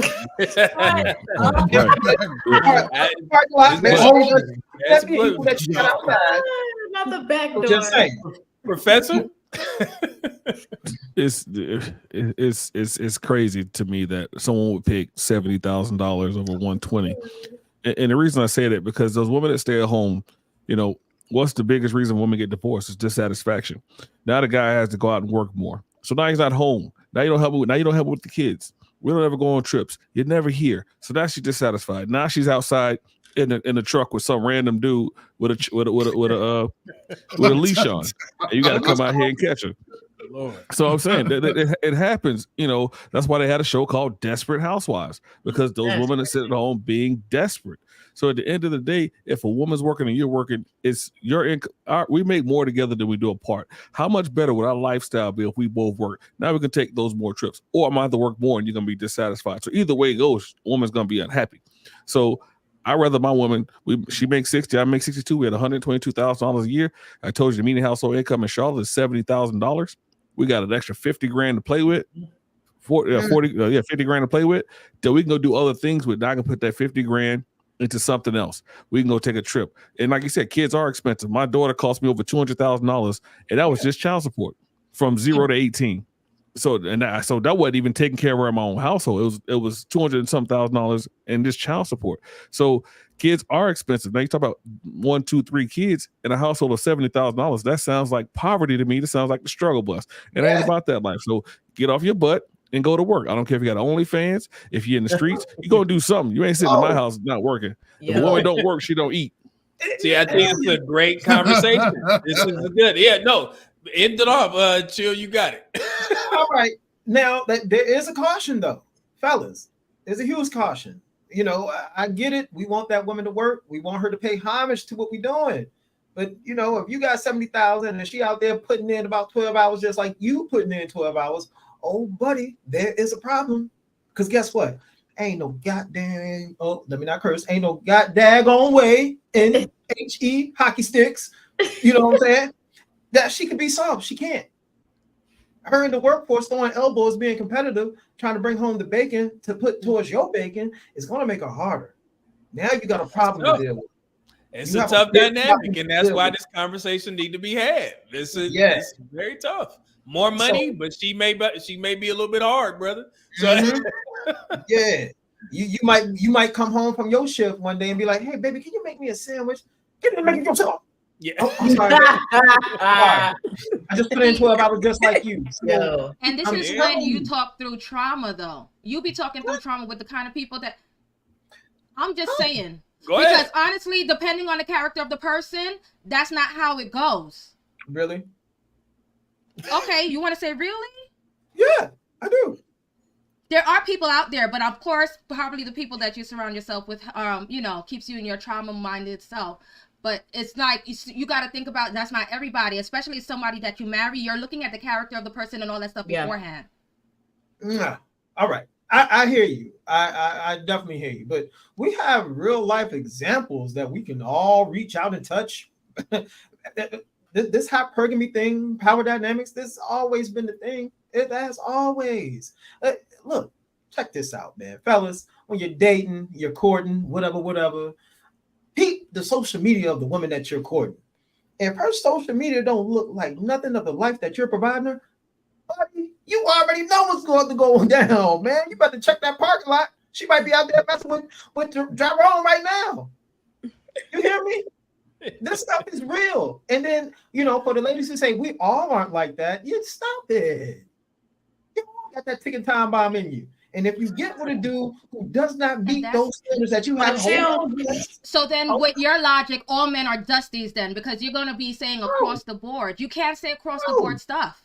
No, all men aren't. That's trauma talking, because you're looking at every woman as a negative. Then that's already trauma. Just like how we can't look at all men as a negative. Okay, I hear you. We're not looking at all women as a negative. Women are beautiful. The way you're talking, yes. Okay, I hear you. Calm down. Just let me finish. Let me finish. Listen, women aren't a negative. We get it. All I'm simply telling dudes, the men, the young men, the older men, all my brothers, learn how to deal with them from a position of power. If you don't, you know what's going to happen. You need to have leverage on your side. But Jill, I want to interject on that, because I think like I understand what you say about power dynamics and relationships. Some of that can be true, but I do think you have to look at the person that you're dating, because regardless if it's power dynamics or not, everybody has a limit. Everybody has a line that you don't need to cross. For men, I would say it's weight. So, you know, I'm pretty sure you might start looking elsewhere, or your eyes and mind start wandering, looking at another woman because she's overweight. It's a woman that you've been with for 15 years, 10 years, 5 years, or whatever. So I don't like how it's like, oh, well, if you don't have leverage, it's a guaranteed women are going to do this because of what y'all say, hypergamy, because of hypergamy. So, I mean, I think it really just gets boiled down to your requirements and what you're willing to deal with on a whole scale. Some men aren't there's a limit for a man on how much lip he's gonna take from a woman, period. Forget power dynamics, forget if he's broke. It's only but so much lip he's gonna actually take before he either treats you like you were nobody, or just move on to the next, or put you in rotation. So it's just limits, really. It's all about what you're willing to deal with, and how long are you gonna let that person, how much time are you gonna give that person to come correct? Because I mean, it's something I've done in my relationships. He wasn't the top of the line guy and didn't have all this money, but I let him prove himself. This is what the time you got. This is what you say you want to do. Okay, you don't do what you say. Now I'm gonna go. Mm-hmm. You know, so it's just about what you want to deal with or not. I'll let you. If you want to deal with that, before I read the super chats, go ahead. All right. I appreciate. Look, Media Man is brilliant. He got me out of the cage. He knew how to get me out of the cage, and I'm out the cage, y'all. I am out. Please keep your chain on. That's keeping you at the dog. Keep the dog out. I'm chilling. Not feed the chill monster. Oh my goodness! Look, I hear you. I definitely hear you, MRT. I really do. But the numbers don't lie. Mm-hmm. They don't, do they? Look at the divorce rate. Look at the relationships. If I'm talking about just dating, women rank high in that too. They the one who initiate that. And what are the reasons? We all know. If we ain't checking those boxes, if we ain't holding no leverage, if men aren't exercising power dynamics, and 9 times out of 10 we lose. Mm-hmm. That's usually how it is. But you can keep saying that it's like the Powerpuff Girls. Women are all sugar and spice and everything nice. No, you have to handle leverage. See, what you missed was you kind of actually just said it. What is you said it? You kind of just said it. It's still all about what you're willing to accept. It's all about your limits. Because you're saying as long as they don't have that leverage, then they're gonna go. I'm pretty sure she's gonna give you that time. And if you do not succeed in that time, or you don't have a major turnaround, the man or the woman is going to leave. It's just about your requirements. If your spouse is falling below a certain point of what you want her to be, I'm pretty sure you're going to have that conversation. And once she stops. So chill. Yeah. Yes. Go ahead. I was going to say, Miranda, MRT, sorry, finish your point. I do want Media Man because I know he wants to get onto the subject. Oh, yeah. It's just limits. I know. This is what we could do on the panel all day long. That's it. I can see that was a point of contention. So I wanted to let y'all cook and get it out or whatever. And I was going to ask another question, but this is a good conversation. I think this needs to be studied. So yeah. So we do have some super chat. I know they like, man, I put it in here. Dante Bryant, $5 super chat, said if the man has it, he should be able to pay the whole way. But black folks are at the bottom, so we need to be putting our money together to build. Okay. I'm not even going to attempt to say that name. I'll just say K 2099 with the $5 super chat. Thank you, brother. Said Dante Bryant, we're at the bottom because we're not together. It's not a coincidence that the highest earning demographics are the most married. That's true. Tristan Smith, 1999 super chat said F 50-50. I want 100-100. In a marriage scenario, 100% of both incomes need to go towards improving the household, whether it's stocks, investments, paying off debt, etc., while I'm taking care of the home. Shaking my head. And IQS holding it down in the chat for you, boy. Thank you, brother. $5 super chat said, Ash, you say a man should pay 100% of everything when dating you. What does he get in return? Is that what you meant, Ash, by dating? No. So, like, if a man is interested in me and he wants to take me out and get to know me, then yes, in the beginning, he needs to be paying for the dates, right? And if I okay, I like this person, like through getting to know him, I don't mind contributing. Like if I think someone said it earlier, I want to say it was MRT. If I say, like, if I initiate a date, I don't mind paying. But most of the time the guy's gonna be like, nah, I got it anyway. But like I don't like the expectation would be if you ask me out, then yes, you're gonna pay. Because why did you ask me out? Right. Like it don't make sense. To me, like my mind, it don't make sense.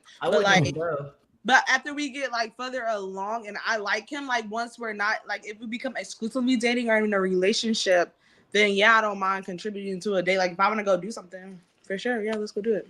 You know what's funny? I seen the reverse from a discussion that was had on the Breakfast Club by Fancy from Jamie Foxx, Garcelle Bouveau, whatever last name is. Mm-hmm. She said that she went after a guy and asked him out on the date, and she got mad that he didn't pay.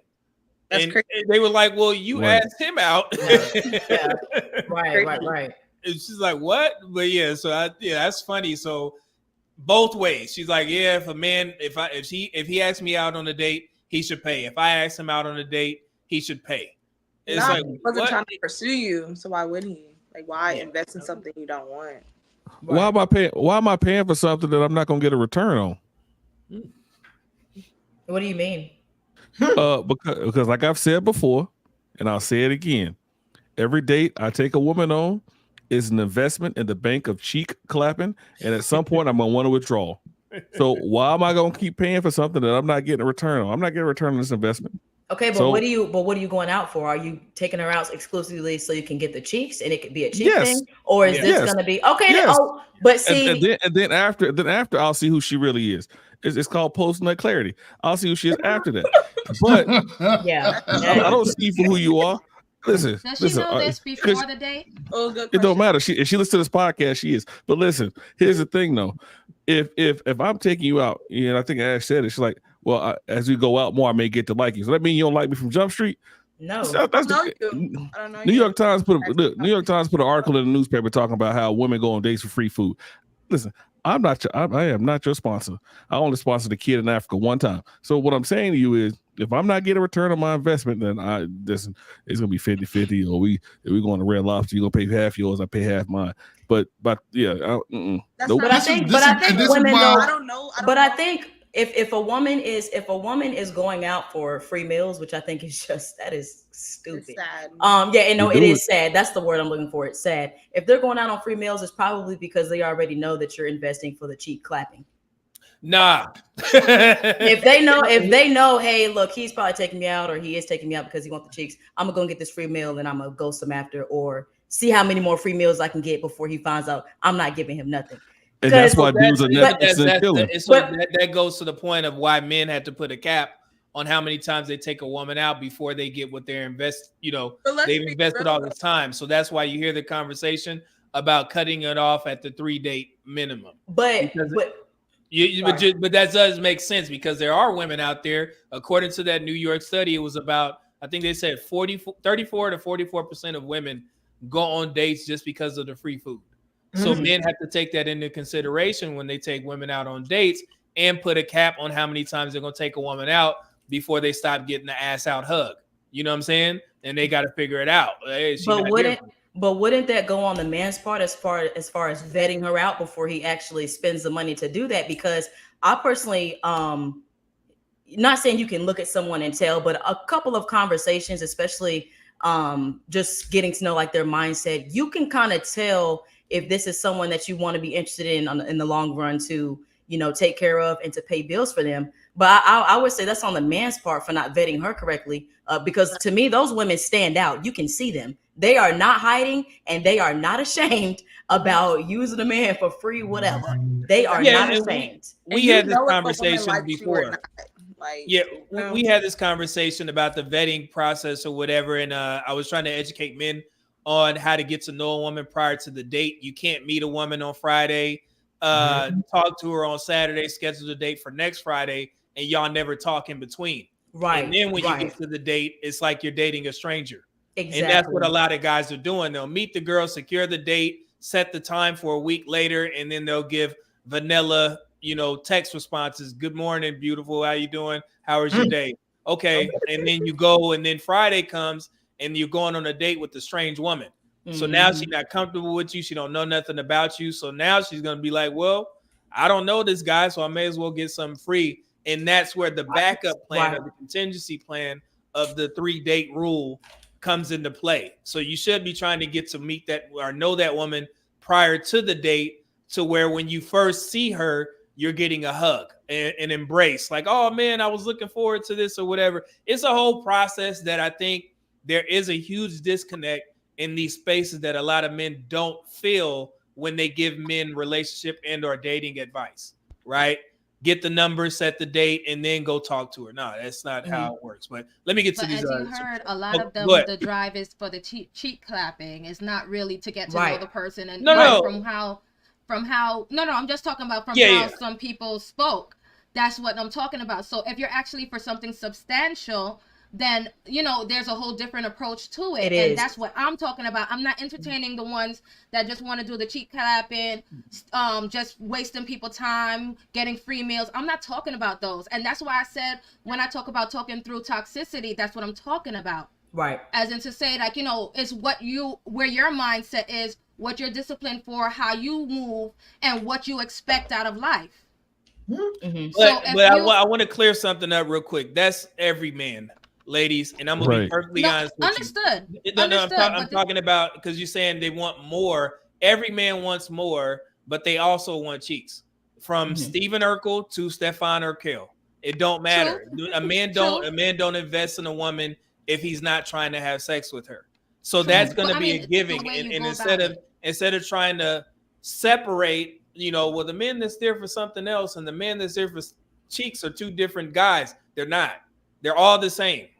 And that's what I try and get women to understand. They just go about it in different ways. Yes, we will meet. We're not whoremonger trying to sneak in at every chance that we get. But I guarantee you, if a woman offered that nerd some cheeks, he would take it.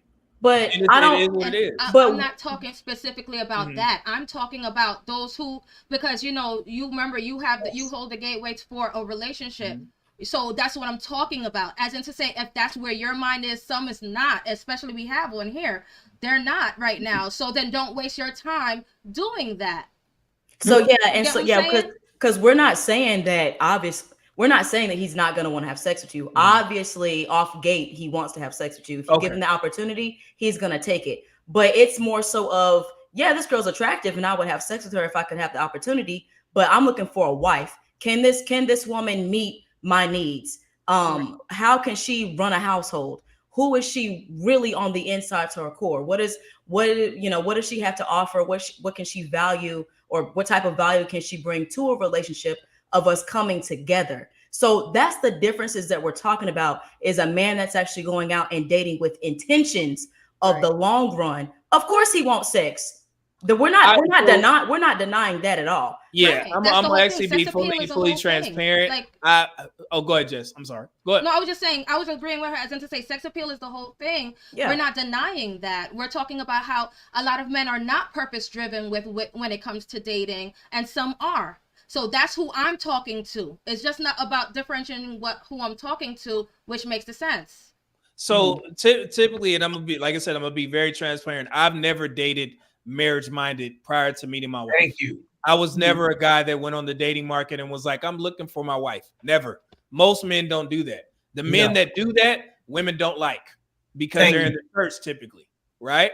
So I've never been a guy that specifically went on a date and said that I'm looking for my wife. And I also didn't say I'm just looking for somebody to have sex with. My brother does that. But I said, but a lot of guys don't do that. They don't set in their mind that I'm looking for my wife on this date. Of course, they want to meet the woman, and if she changes his mind in regards to the way he thinks and he feels that this is a woman that I need to keep, then he'll start vetting her a little bit differently. But like I said, and I've done some light studies on my page about this and asked a question to the guys and got over like 1,000 responses on the votes, and about 80% said I've never specifically said I'm dating marriage minded. And also, I hear women say that they never dated as marriage minded as well. That's very rare. So I think people are just going for the experience, and then if somebody can change their mind, cool. But that one thing on my end, never dated as a marriage minded. And two, there was a time where I was not ready to be somebody's husband. And I was very honest about that. And I told the women, I'm not looking for anything serious. And that's where the truth comes in. So yes, I can admit that if I'm on my purpose and I have to get some degrees, I'm deploying, I'm not ready to be nobody's husband. So I got to be honest if I still want female attention and female company. And that's where that comes into play. And you let women make the decision on what they want to do, if they want to stay or go. Granted, if you ask 10 women or you tell 10 women about this situation, 7 of them will say, no, I'm cool. I'm looking for a husband or something like that. It is what it is. But the 3, they looking for the same thing that you're looking for. They just want some company from time to time. And I was happy to oblige. So yeah, so it's and I know that word about being marriage minded gets thrown around in these spaces all the time. And I hear it consistently, but it's very rare, in my opinion, that both men and women go to the dating market saying I'm looking for a husband until they get a little bit older. It's like, oh, now I want to be settled down or whatever. Go ahead, Jessica. Well, with that, I never heard much of those saying it straight out either. That's not what I'm saying. It's more so about how you're moving. So like worrying about the connection, and if you're feeling this person, and you see a lot of things in that person that you admire and that you're really into, and that works for you in your life and whatnot.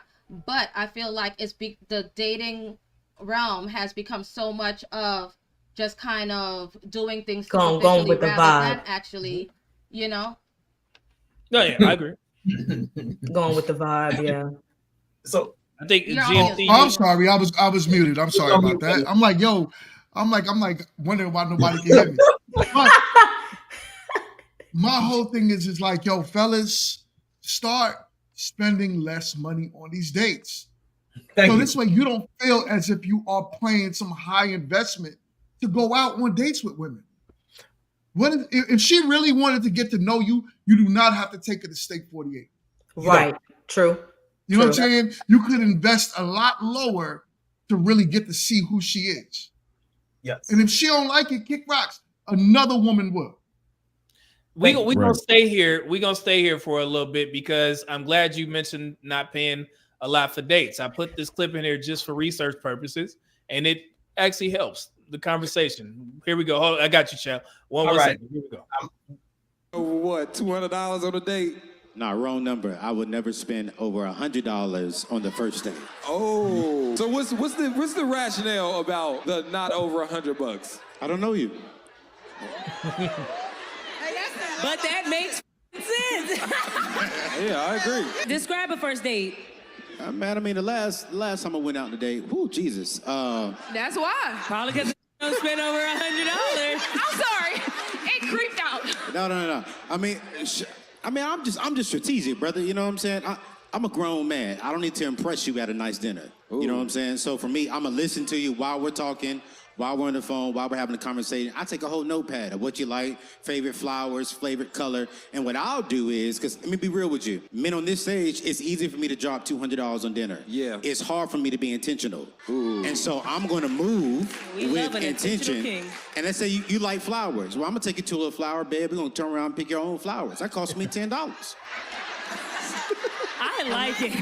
Randy is unimpressed. I like it. Unimpressed. Okay, real quick. So the reason why that was Anthony O'Neill, right? I think it is Anthony O'Neill. Yeah. Yeah. So the reason why he can say that and the women accepted it is because they know that Anthony is a millionaire. So he can say, I'm not spending $100 on a date, and all the women on the panel are gonna be like, yeah, I agree with that. Haha. But a man that they don't know, they rarely accept that. From what I gather from the guys in the chat in these conversations, women want men to break the bank, so to speak, on a date. Like GMT was saying, like, hey man, don't spend a lot of money. But it was just very funny that every woman agreed. Even the woman that I see always yelling, the Keita Rose girl, she agreed with him.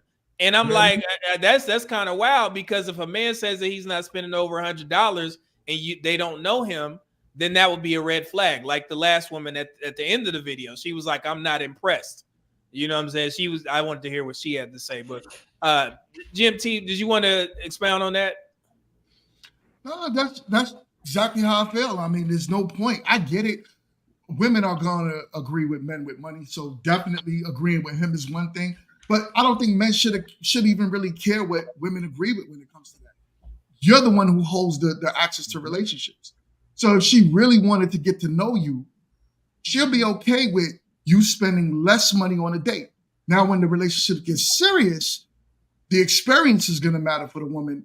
Then yeah, you could go to Ruth Chris. You could take it to the nice places. But at first, what are y'all doing spending $200-300 on a date?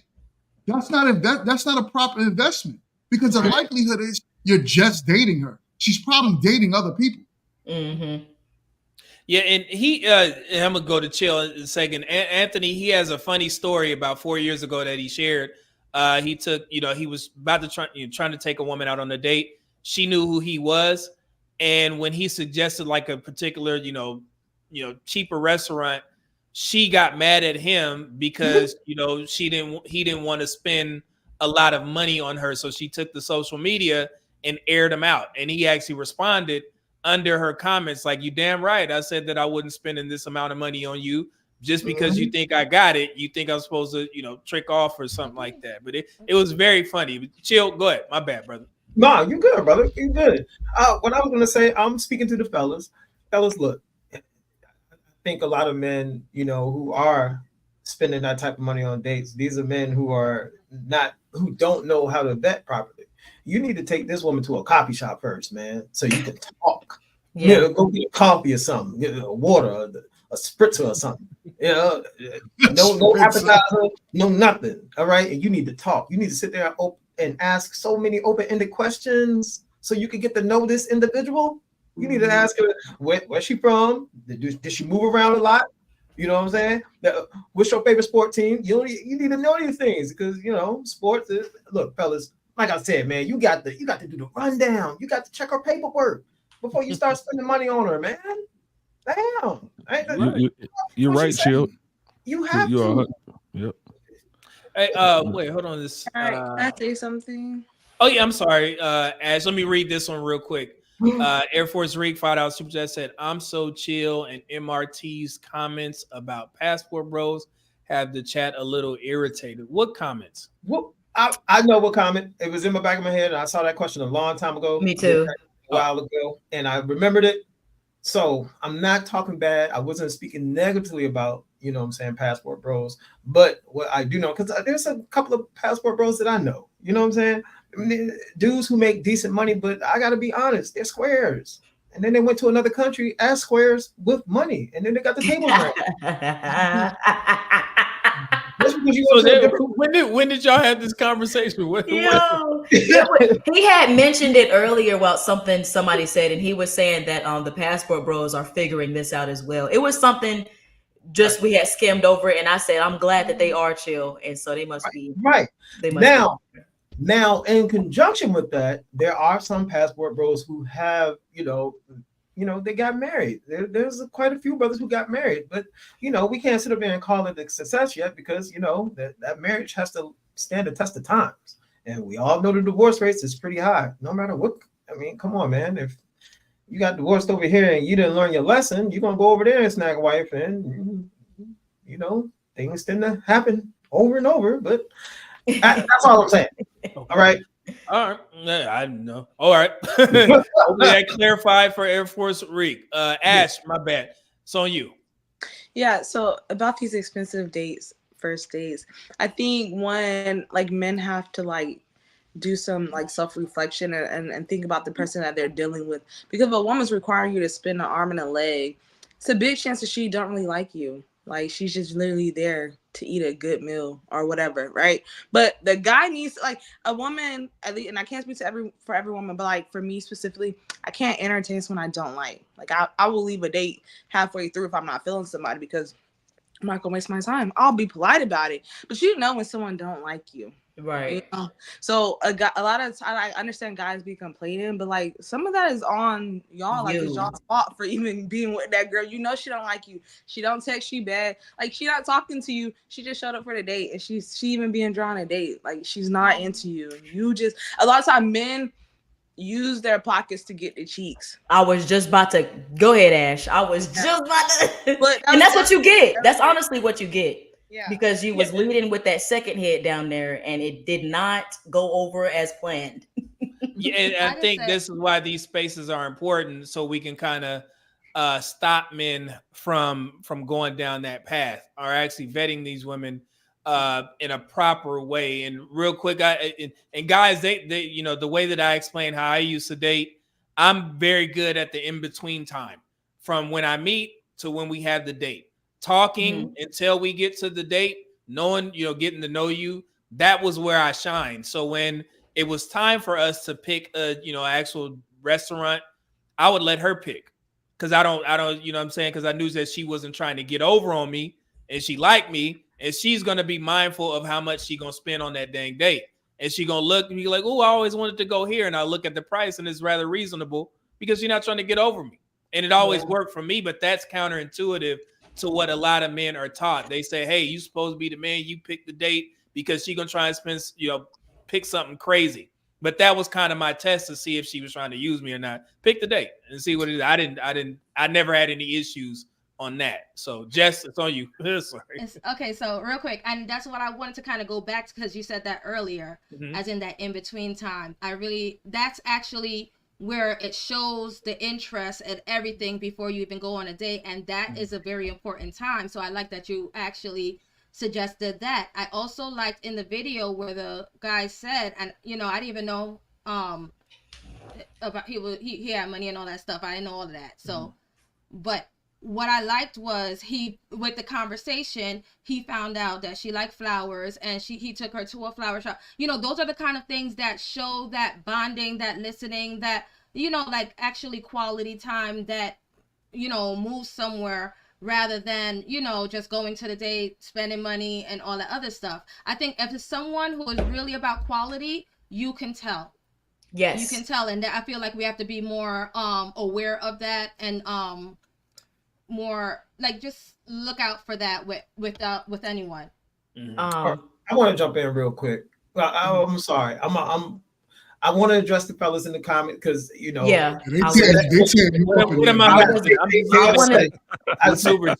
What's going on? So fellas, when I say square, I'm not talking about, look, successful men are successful, but when I'm talking about square, let me dial it in.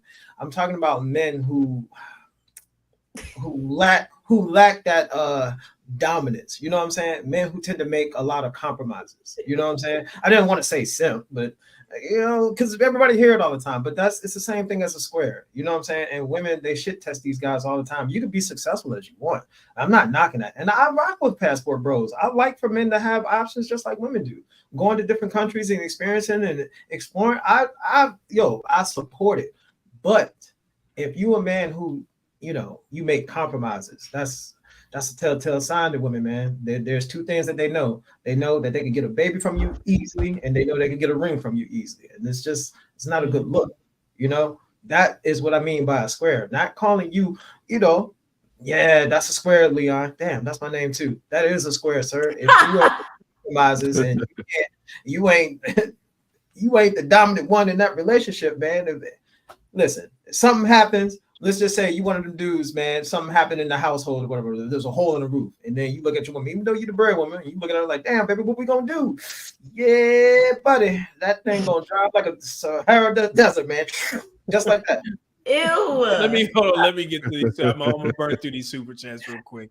Azriel 499 Super Chat said, I'll be in Japan on Wednesday. I doubt my wife is in America. I travel every 2 to 3 months. I don't even see myself retiring here. America is going the way of Rome. Spondificent with the $10 Super Chat said, majority of black men earn more than black women. Women can't afford to be making all these demands at this point. Winter is here. Single women keep women single. RIP to KS. IQS $5 Super Chat said, like I said, it's traditional when it suits black women.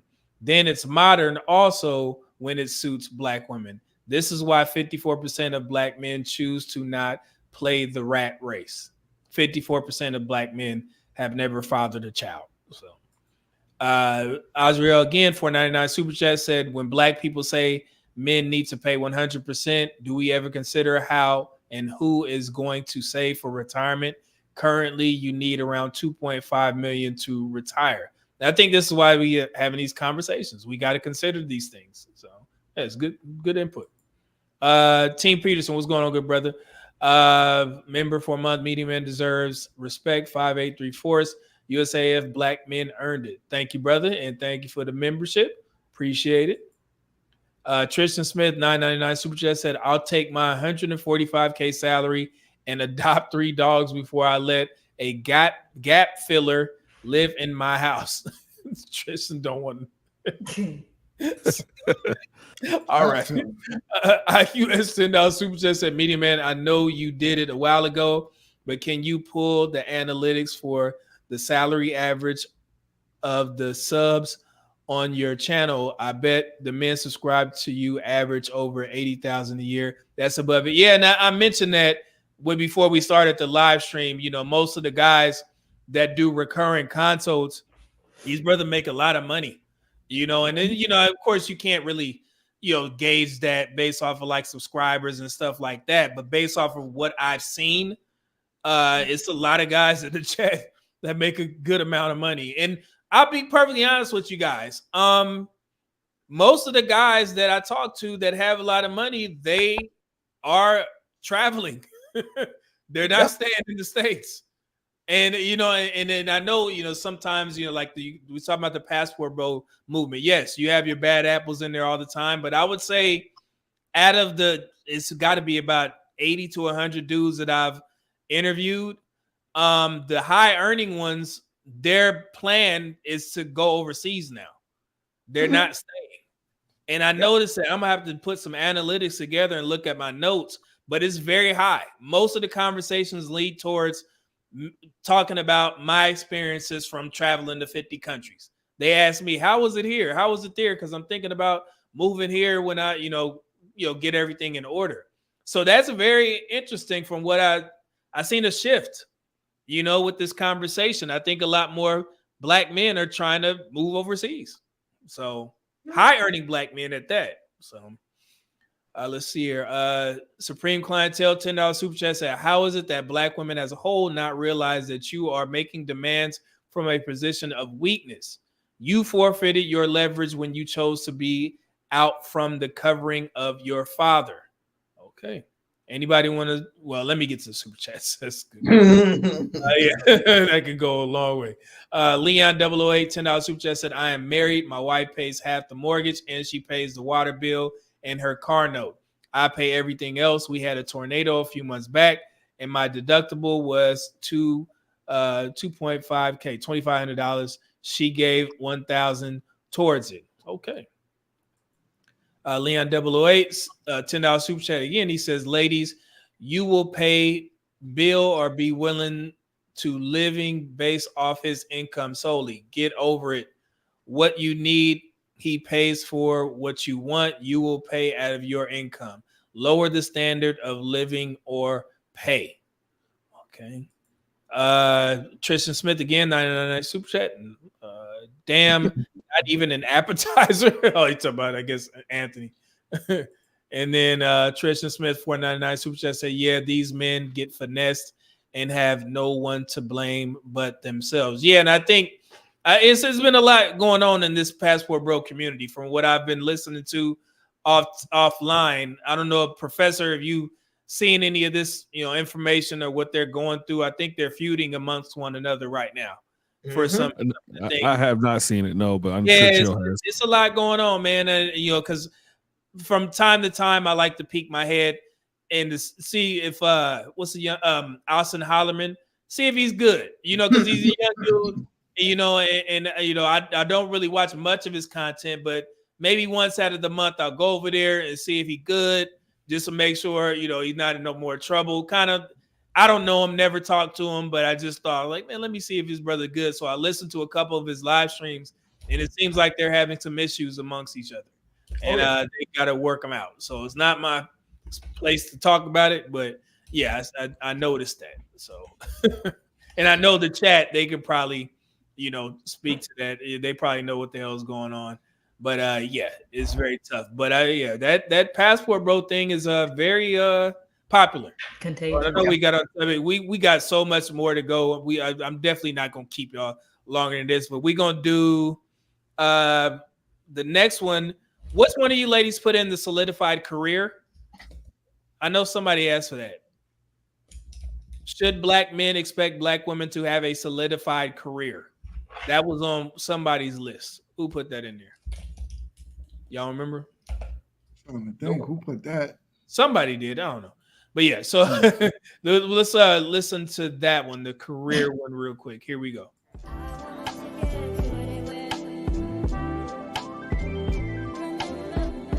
Should black men expect black women to have a solidified career? In June 2023, black women's labor force participation had rebounded to 62.9%, among the highest of any group of women, compared to 59% in April 2020, according to the U.S. Bureau of Labor Statistics. Also, and according to the U.S. Census Bureau 2021 American Community Survey, out of the 62.9% of black women in the workforce, 721,000 earn $100,000 or more, as opposed to black men, 926,000. And that is for full-time workers ages 16 and older.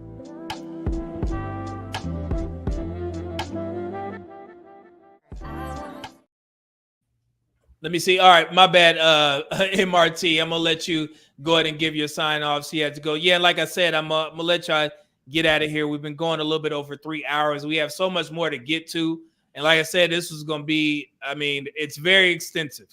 But I think we gained a lot of traction based off of all the things that's on the list. I'm gonna stop it right here, and maybe we can come back. We'll see. Yeah, do like a part two. Yeah, we can do a part two because a remix. Man, because I already got everything, you know, researched out. The videos are made, so whenever me and GMT will talk offline and you know, and work something out. Yeah, definitely do that.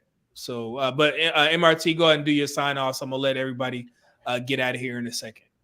Yes, this was definitely a pleasure. I learned a lot. Thank you guys for having me again today, Media Man. Shout out to Grown Men Talking and the whole panel that's here today. I can't wait to cut up these little clips. Y'all know how I be posting my little clips, so y'all will be tagged. And yeah, I can't wait till we do another one. So thank you guys for having me, and don't forget to subscribe to my channel, guys. I will be doing a series on manipulation, so chill. You can be ready. you know all about it anyway. Exactly. Oh my gosh. So we can go around, but thank you. Did you want to share where they can find you? Yes. So just I guess more real talk. If you type it in all together, I should just pop up. The same is for my Instagram as well. It's more real talk. And yeah. Thank you. And then we'll go to Professor, so you can give your sign off, brother. Make sure you put everything in there so they know where to find you. Yes. Yes. Again, I want to thank you for having us on. I always got to give a special shout out to GMT because he's the reason I'm here, and I appreciate him for giving me that opportunity because I've been waiting, and he actually gave me that opportunity. So I appreciate him for that. In addition to that, we need to, like I said, we need to keep doing this, man. Let it be like the Fast and Furious series. We just like keep going. But you can find me at Instagram. You see it on the screen, _distinguished_professor. I also have content on my YouTube channel. We got about 4 weeks of content where I talk about relationships, react to relationship videos, as well as our political scene right now that we have going on. I'm very much into the political scene. I do my research. I also make sure I provide trusted sources. So people who question can look at the stuff that I have, and I'll have the sources there when I show it. But again, I do appreciate the opportunity to be here, and I appreciate everyone on the panel that was here as well. So I'll see you guys tomorrow for the most part. Yeah, thank you again, man. Like I said, we all got families and business obligations, so I'm definitely not gonna keep y'all, but I'm gonna keep everything up here, and then we'll work something out in the future. It's gonna be good because just real quick before I get to ask, ladies, you guys sent in so much. We have so many different topics. Should black men be expected to pay the bills? This one was a good one. Should black men be expected to pay for a black woman's feminine upkeep? That was a good one. The cooking skills, all this type of stuff. So we have so much more, you guys. I'm speaking to the chat. So next time we do this, be prepared for those conversations as well. So Ash, I'll let you give your sign offs. Thank you. Yes. Thank you so much, Media Man GMT, for inviting me. Great topic. I feel like, I think we might have bridged the gap a little bit tonight. I feel like we did a lot of good work tonight. I hope there's a part 2. You guys can find me on Instagram at Ashley on Ice. Thank you. I appreciate it. Thank you for joining and accepting the invite. Thank you. Chill, my man. Yes. Hey, I want to say thank you to everybody, including the chat. Yo, I rock with the chat. You have a very active chat. They're pretty polite, extremely successful, smart brothers in the chat, man. So I really rock with your chat. Thank you for having me. And like I said, like Professor said, man, hey, GMT, he's the reason why I'm here. I'm not really an internet type dude. I don't got no Facebook. I just now got Instagram. I'm still trying to figure out how to work the mess, man. I'm old, y'all. You know what I'm saying? But I really do like the conversations that we have, man. And I when I say the things that I say, I just want men to deal with women from a position of power. And because I've seen so many times what happens when you don't, and that's the only thing I care about. I want men to have better outcomes, and dealing with things from a position of power, you tend to have better outcomes, and that's going to always be my stance when it comes to these things. So definitely, I hope to see everybody again. I hope we can do this more. I definitely hope we can have a part 2 because, man, look, y'all, I'm being tamed. Y'all should go back and check some of my old videos, man. Oh my God.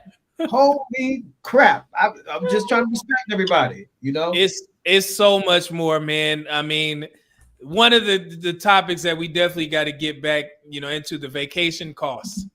That's a big topic around social media about travel, and who should pay for what. So I'm not going to go into, I have something very specific for that conversation to put things into perspective, but we'll definitely tackle it the next time. But Jess, it's on you. All right, I just want to say thank you for having me. Thank you to the panel, the chat. Just basically, I'm about the mind side, and I love hearing the stats. You know how to break it down and make it real, and I really love that. And I really love that even if we agree to disagree on things, and even if we agree, we're able to have that conversation. I love it. So, my channel is Mind Your Mind with Just Justified. You said Mind Your Mind? Mind Your Mind with Just Justified. With is the W. It's represented by the W.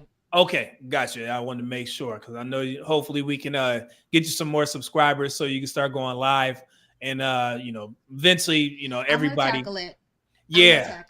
I decided I might do a lunchtime because I'm a preschool teacher, so I'm trying to actually fit it in. So I might do some lunchtime lives on certain topics. Yeah.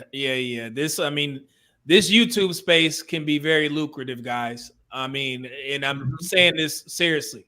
You know what I'm saying? Everybody gonna eat. When I say that, it can definitely happen. So if you have anything of value to add to these conversations, please make a YouTube channel. Because I see the analytics. You know what I'm saying?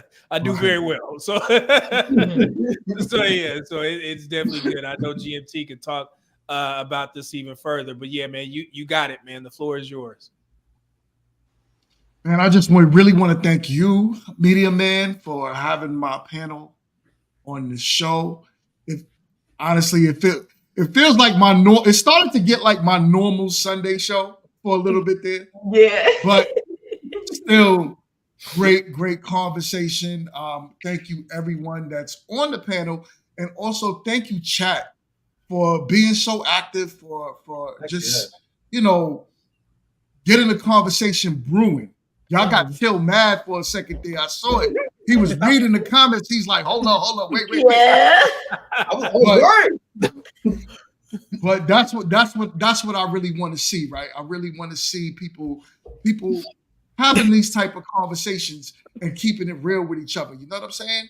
So what I want to do, is just continue to build a family with Media Man. And just continuing to grow what we have. As I said, my channel, I have my panels, which is every Sunday. So tomorrow we have a show at 4 p.m. I have my shows every Tuesday night at 9 p.m. with the ladies. So it's just me getting yelled at by women all night long for offering the male perspective. Not true. But it's usually a panel. Yeah, it's true. And it's usually me offering the male perspective. And it's about 8 women. Media Man actually had to come and save me once. He had to save me. Real talk. He came on my panel and he was like, yo, y'all got to chill on my man GMT real quick. So, yes, DC, I'm from New York City. So also, we're trying to grow. So anyone that's watching me on my side right now or in the future, please go and subscribe to Media Man's channel and vice versa. Show me the love as well. If you're following Media Man, show the channel some love. Come through this way. We can just continue to have these conversations and build this family. Yeah, and I agree with everything everyone said. And I just keep pushing. We want to make sure that everybody gets monetized and all this stuff. Get into this YouTube space and, get some of this bread. I know we got a lot of good things to say, but the goal is to make sure you get paid for all the education and advice that you're giving. So that is definitely one of my primary goals. Somebody good. But yeah. So we're gonna definitely have to do a part 2. I'm gonna leave everything up. I'm gonna leave the preview out. So we'll be good to go. It's gonna be a good part 2 and hopefully in the near future. So it'll definitely be great. So let me give some shout outs to IQS for holding it down in the chat. I popped my head in there and I seen that some people got blocked. IQS was taking care of it. I was like, man, that dude. I've seen that, yeah. Yeah, this is wow. And he said, I'm gonna just get this one up. He said, GMT got Tim's on with that too. I'm on my New York stuff out here. I did that review of that guy on the Balloon Pop show. And he was like, man, he was dressed in all New York Knicks colors. And he was like, yeah, man, this is the way New York is dressed. We got to represent. And I asked the question, I was like, is that what New Yorkers do when they go to a different state? They got to rep New York like that? So all day. It's crazy. All the time. Shoot. All the time. Everywhere you see a New Yorker, he gonna have a Yankee hat on, no matter what. Yeah, I'm like, man, some of my best friends from New York, man, and New Yorkers are very prideful. I'm gonna tell you that much. They will tell you, I'm from New York. Now, for real, they had a jersey day at my job at the preschool. I bet I ordered my Knicks or whatever else, and I don't even care if they're a losing team. They won last year. They good. Yeah, the Knicks cold. I think we could talk sports all day, but I think the Knicks gonna be there. Yeah, they got a good shot, in my opinion. We'll see. And Jess, if you want to go to a game, let me know. My college buddy is the assistant coach. Oh wow. Woo! See? Madison Square Garden. You got it. So man, let me see who got anything else. Yo, son. They see. I shouldn't even open that door. That ain't New York, right? Brick. That's bad brick, son. Oh man, that's funny. But yeah, we'll be back, you guys. But until then, God bless everybody. If you guys want to hang back in the back chat for a second, greatly appreciated. But I'm gonna let these folks get some of this good music on our way out, and we will be back, you guys. So peace, Media Men out, and Grown Men Talking in the panel. Thank y'all. Shout out. God bless. Be safe. This is a man's world.